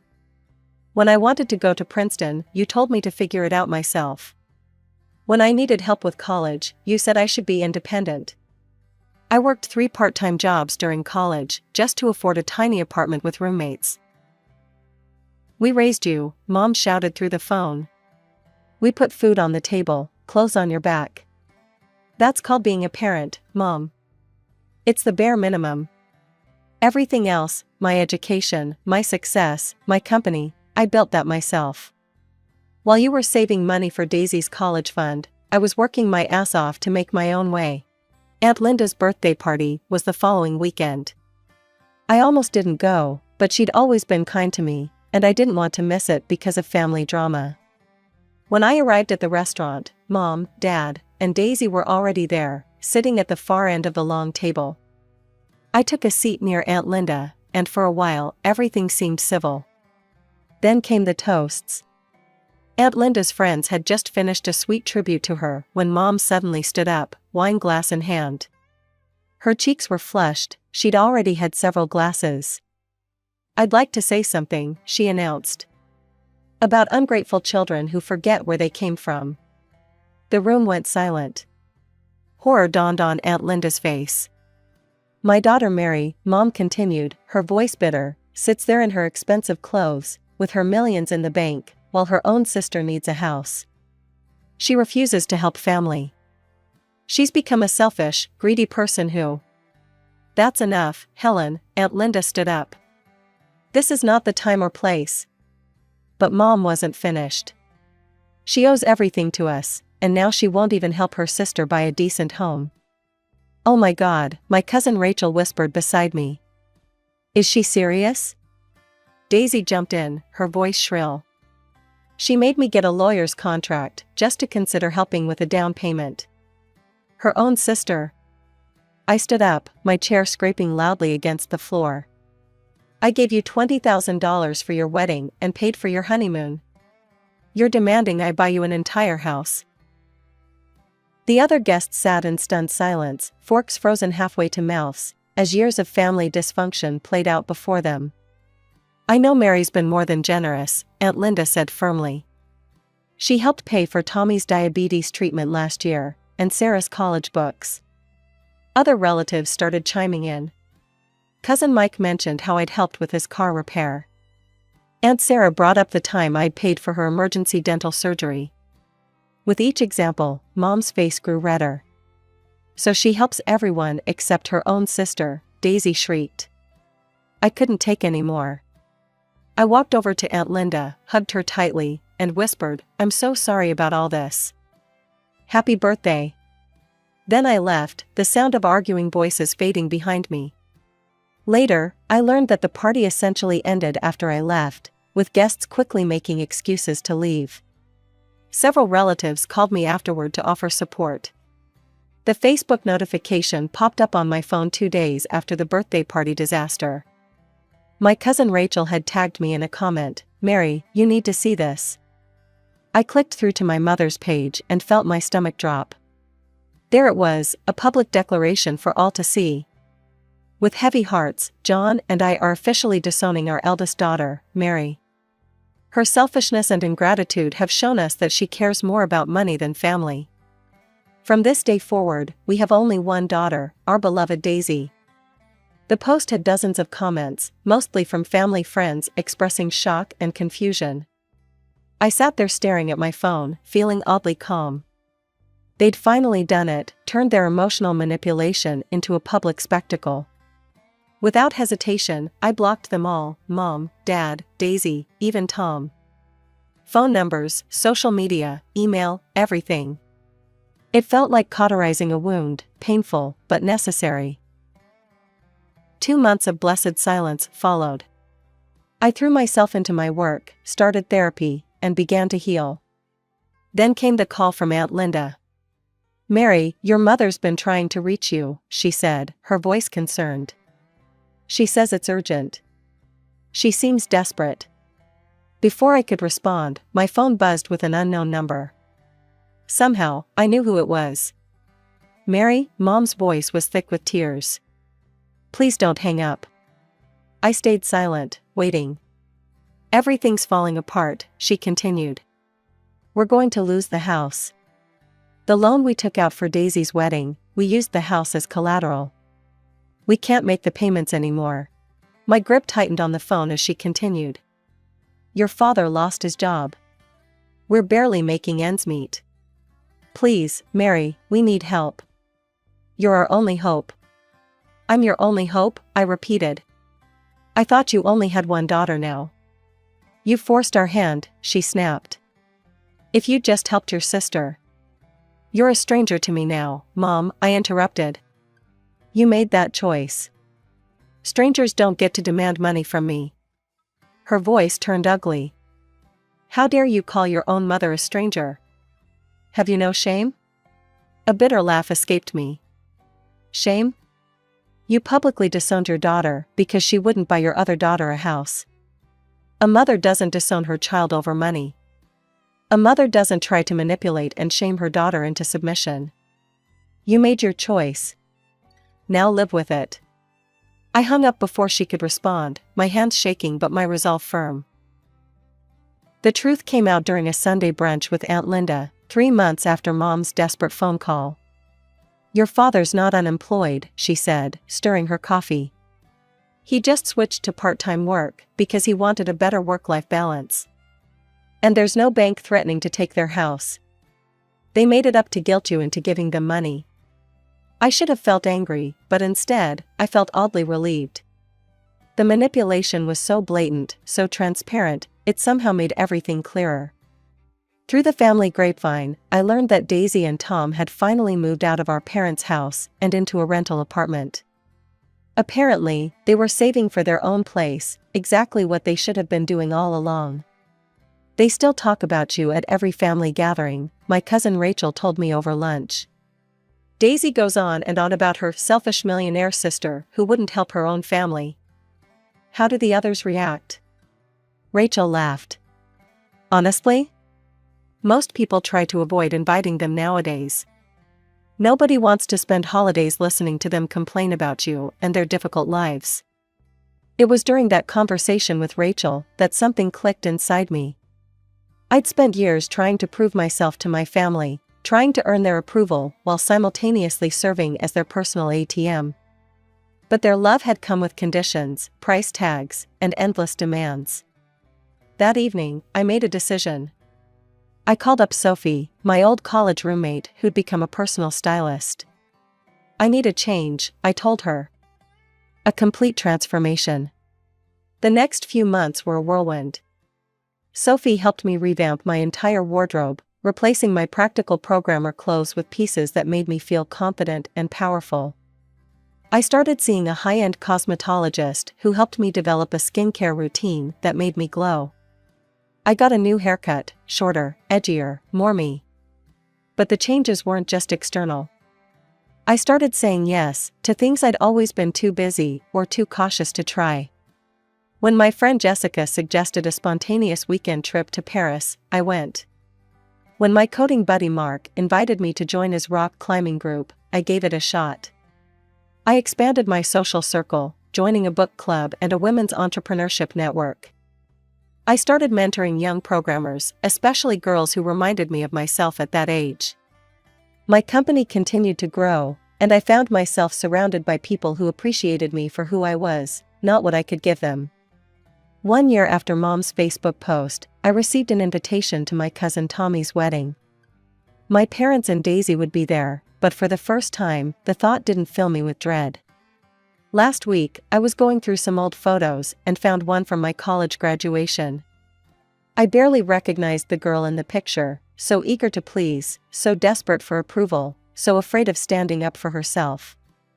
I thought about how she'd feel knowing where she'd end up, successful, strong, and finally, gloriously free. I took that photo and put it in a frame on my desk. Not as a reminder of what I'd lost, but of what I'd gained. Sometimes, walking away isn't an ending, it's a beginning. Sometimes, the family you're born into isn't the family you're meant to keep.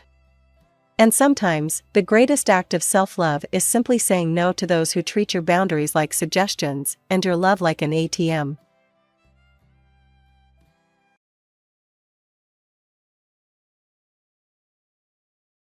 I was sitting in my dorm room when my phone rang. Seeing Dad's name on the screen made me smile. He usually called on Sundays, and this was a Wednesday. "Hey, Dad." "Chloe, sweetie." His voice sounded different, strained.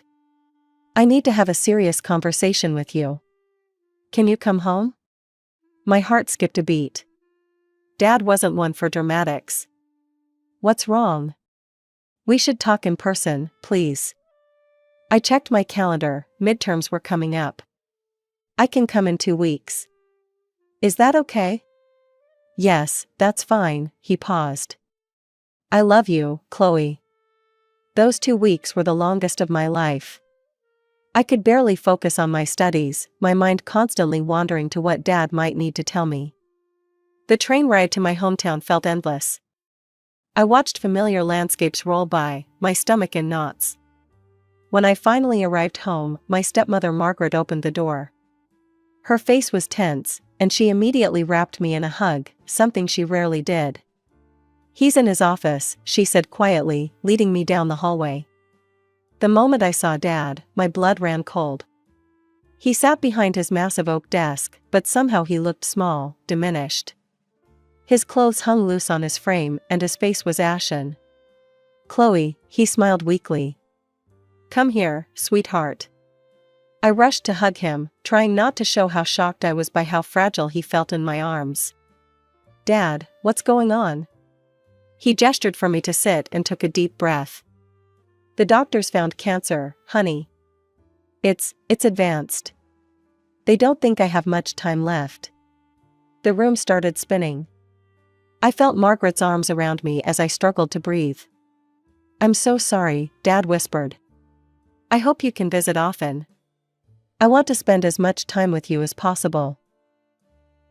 We spent the entire weekend together. Dad barely touched his food during meals, but he talked more than I'd ever heard him talk before. He told stories about my childhood, my first steps, my first words, the time I decided to paint the cat purple. And he talked about Mom. "Your mother was the most beautiful woman I'd ever seen," he said, his eyes distant. "The day she walked into that coffee shop, I spilled my drink all over myself just staring at her." During these stories, Margaret would quietly slip out of the room, giving us space. Dad's voice would get softer when he talked about Mom, about how she fought her illness until the very end, how brave she was even when she knew she wouldn't see me grow up. I was 9 when Mom died, but listening to Dad's stories made her feel close again, like she was sitting right there with us. Even though my heart was breaking for Dad, those moments felt precious, like he was giving me back pieces of her I'd forgotten. After that first weekend, everything changed.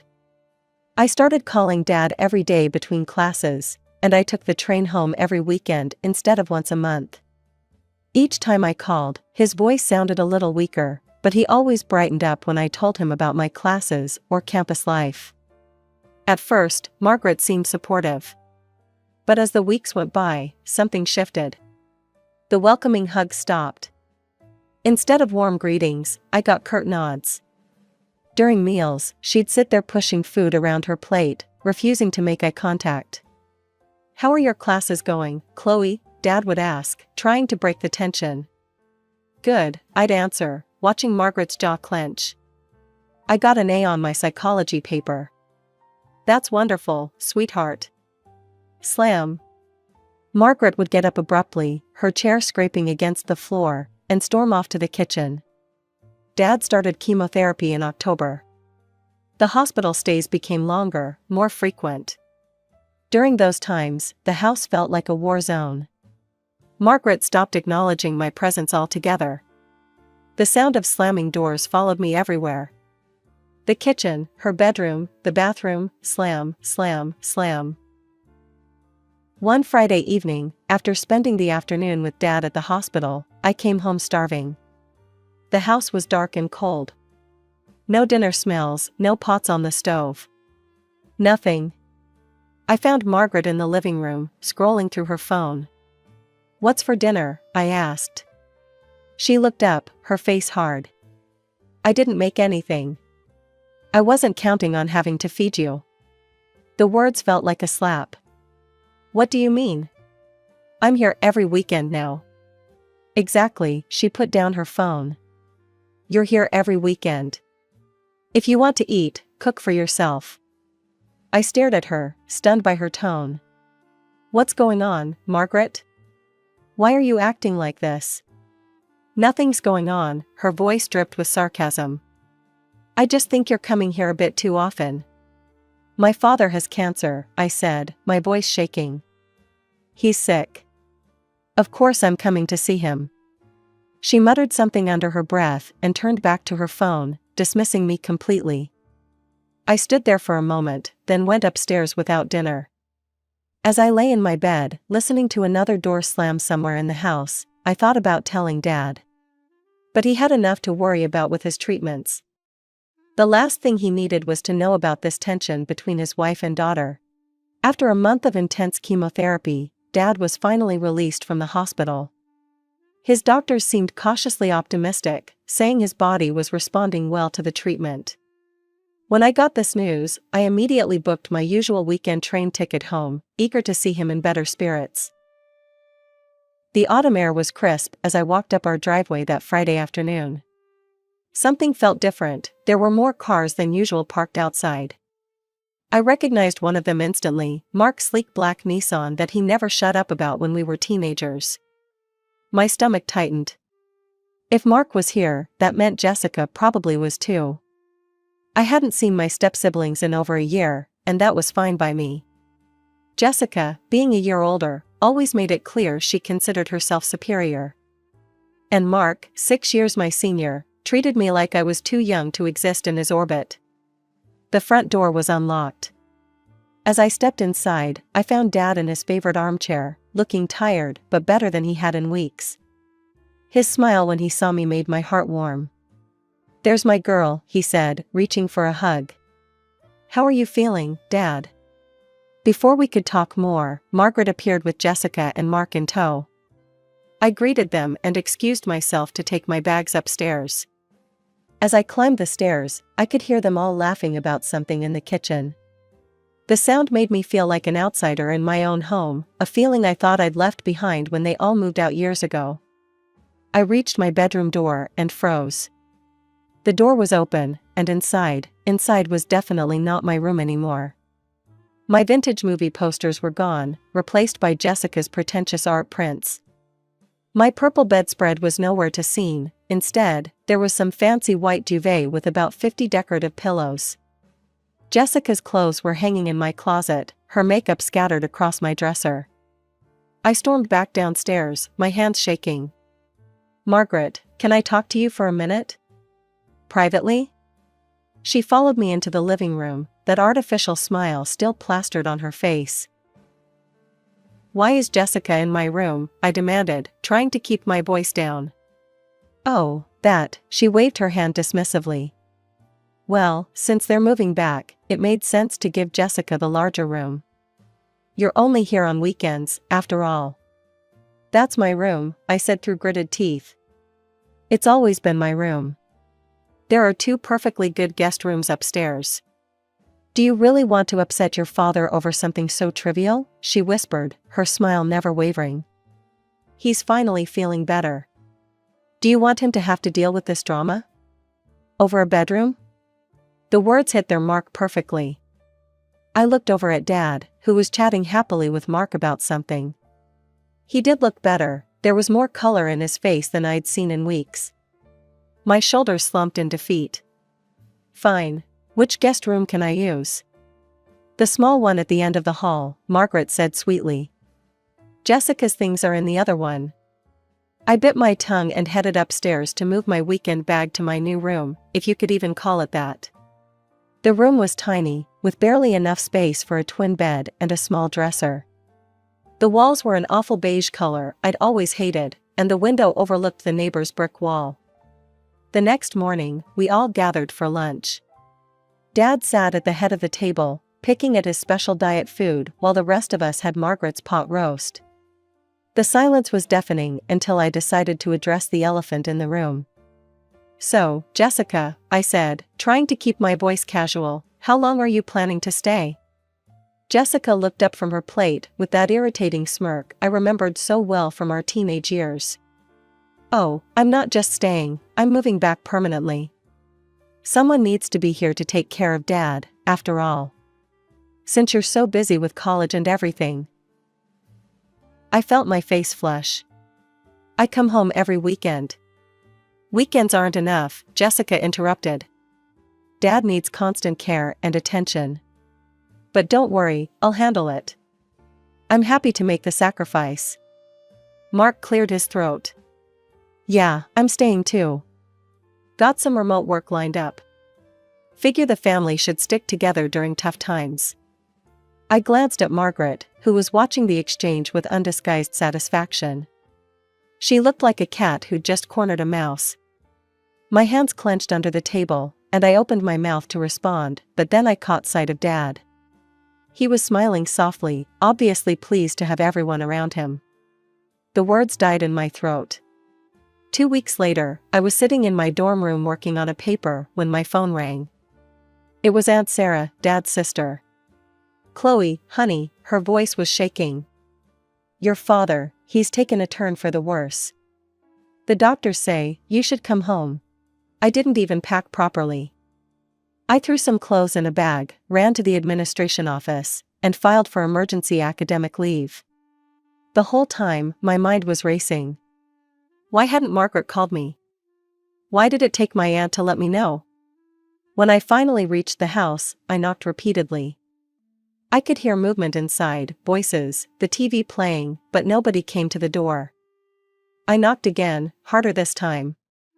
5 minutes passed. 10 minutes. Finally, the door opened.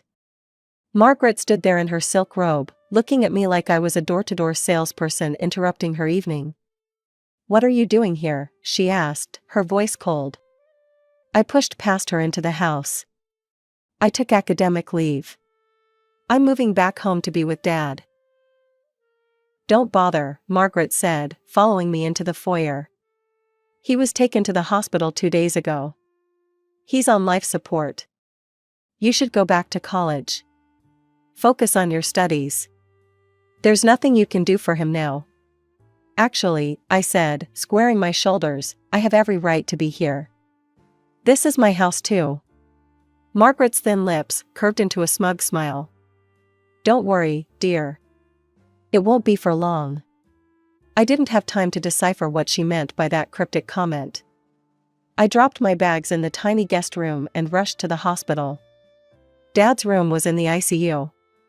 He lay motionless among a tangle of tubes and wires, machines beeping steadily around him. His face was so pale it almost matched the white hospital sheets. I touched his hand, it felt cold. Miss Matthews, a doctor appeared behind me. I'm Dr. Roberts. I've been overseeing your father's care. How is he? The doctor's face softened with sympathy. I need to be honest with you. Your father's cancer has spread aggressively. The chemotherapy, it's not working anymore. You should prepare yourself for the worst. I stayed until visiting hours ended, talking to Dad even though he couldn't respond. I told him about college, about my friends, about the AI got on my last paper, anything to fill the terrible silence broken only by the beeping machines. When I got back to the house, Margaret, Jessica, and Mark were in the living room watching TV. None of them looked up when I walked in. Jessica actually turned up the volume. I stood there for a moment, invisible as always, then headed upstairs. The next few days fell into a miserable pattern. I'd spend all day at the hospital, talking to Dad's unconscious form, then come home to a house full of people who looked through me like I was a ghost. They'd have conversations around me like I wasn't there, eat meals without setting a place for me, close doors in my face. One afternoon, I came home early because the doctors were running tests. As I walked in, I heard Margaret on the phone in the kitchen. Yes, I want a complete renovation, she was saying. New floors throughout, knock down that wall between the living room and dining room, completely redo the kitchen. I couldn't believe what I was hearing. Are you seriously planning home renovations right now? I interrupted. While your husband is dying in the hospital? Margaret covered the phone's mouthpiece with her hand. Life goes on, Chloe. We can't all spend our time wallowing. This isn't even your house to renovate. She raised an eyebrow. Not yet, but it will be soon enough. I stood there, staring at her, as the full meaning of her words sank in. She thought she was going to inherit the house. She actually believed that when Dad died, everything would be hers. Without another word, I turned and went up to my room. Only when I'd closed the door did I allow myself to smile. She had no idea that this house had never been Dad's to leave to anyone. This had been Mom's house, passed down from her parents. And before she died, she'd made sure it would go to me. The deed was in my name, had been since I was 9 years old. Dad had only ever been living here, paying the taxes and maintaining the property as my guardian. Margaret had spent 11 years thinking she'd married into a beautiful home that would one day be hers. All her recent behavior, the hostility, moving her kids in, planning renovations, suddenly made perfect sense. She was already acting like she owned the place. I spent that final week at the hospital, watching Dad slip away. The doctors said he couldn't hear me anymore, but I kept talking anyway. He died on a Tuesday at 3:47 a.m. I was holding his hand when it happened. Margaret took over the funeral arrangements immediately, acting like the grieving widow in charge. She barely consulted me about anything, not the flowers, not the service, not even the obituary. The funeral was exactly what you'd expect from Margaret, showy and expensive. She'd chosen the biggest funeral home in town, ordered massive flower arrangements, hired a string quartet.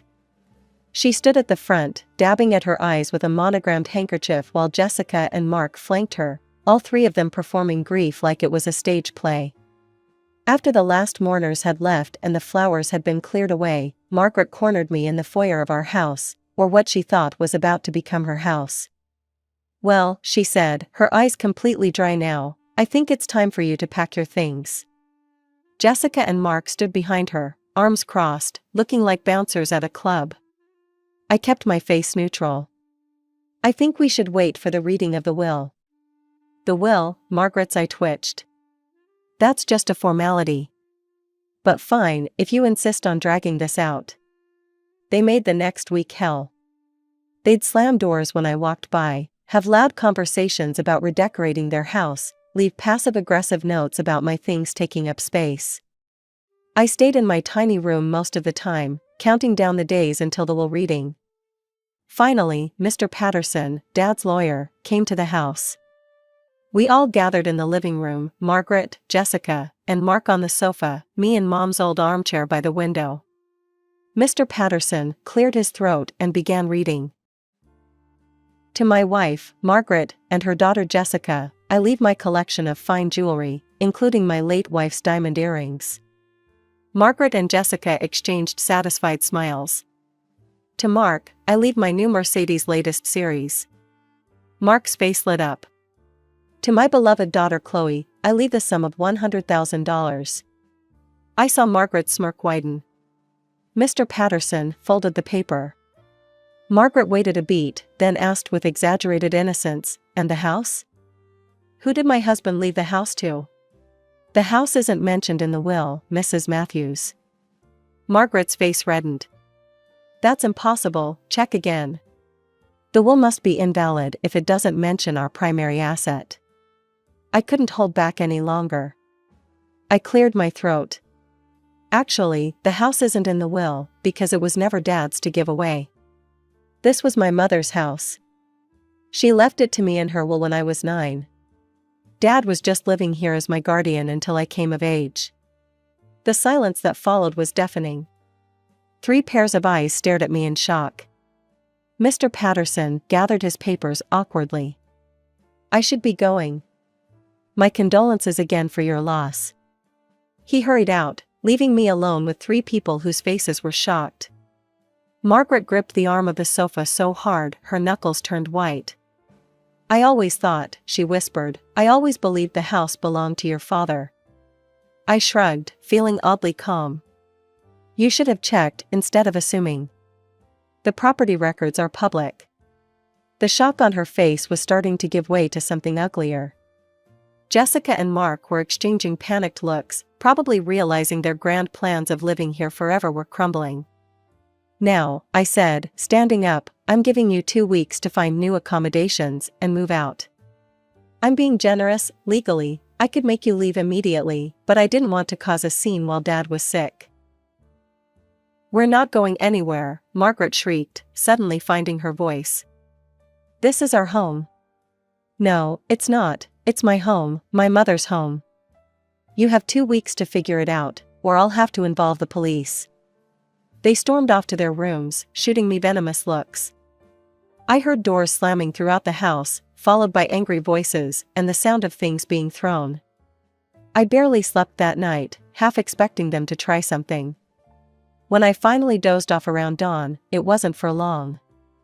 A tremendous crashing sound jolted me awake. I ran downstairs to find Margaret in the living room, literally tearing the wallpaper off the walls with her bare hands.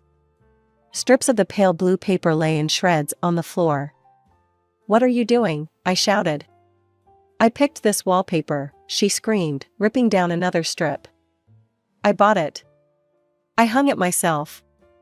If you want me out, fine, but I'm taking what's mine. Stop it right now.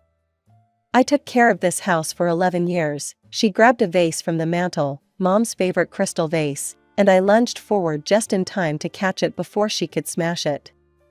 "I cleaned it, I decorated it, I made it beautiful. You lived here rent-free for 11 years, I shot back. You never paid property taxes, never even had a job. Dad paid for everything." She responded by shoving the coffee table over, sending books and photos scattering across the floor. Then she started pulling books off the shelves, throwing them against the walls. My hands were shaking as I pulled out my phone and dialed 911. The police arrived within minutes, lights flashing.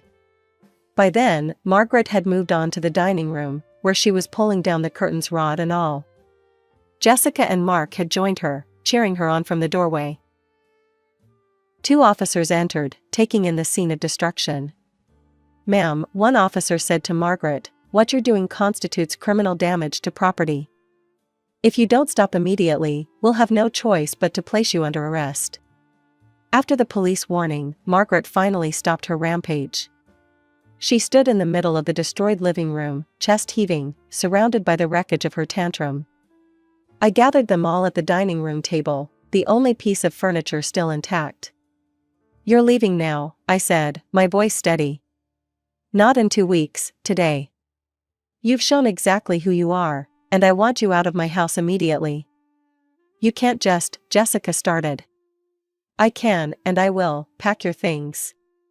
Take what Dad left you in the will, the jewelry, the car, whatever else. But if you're not out of here by sunset, I'm calling the police again." And this time, they won't just give you a warning. They started swearing, hurling insults and threats. I pulled out my phone and started dialing 911 again. They got the message. The next few hours were filled with the sound of angry footsteps, doors slamming, and muttered curses. Margaret and Jessica stuffed their clothes into suitcases, Mark gathered his things, and they made multiple trips loading everything into their cars. I followed them around the house, making sure they only took what was rightfully theirs. Margaret tried to sneak out with some of Mom's old silver, but one look at my phone in my hand made her put it back. Mark had already moved his precious inherited Mercedes into the driveway. Jessica and Margaret loaded up their jewelry boxes, casting me venomous looks the whole time. "You'll regret this," Margaret hissed as she walked past me toward the door. "You're just like your mother, selfish and entitled." I smiled.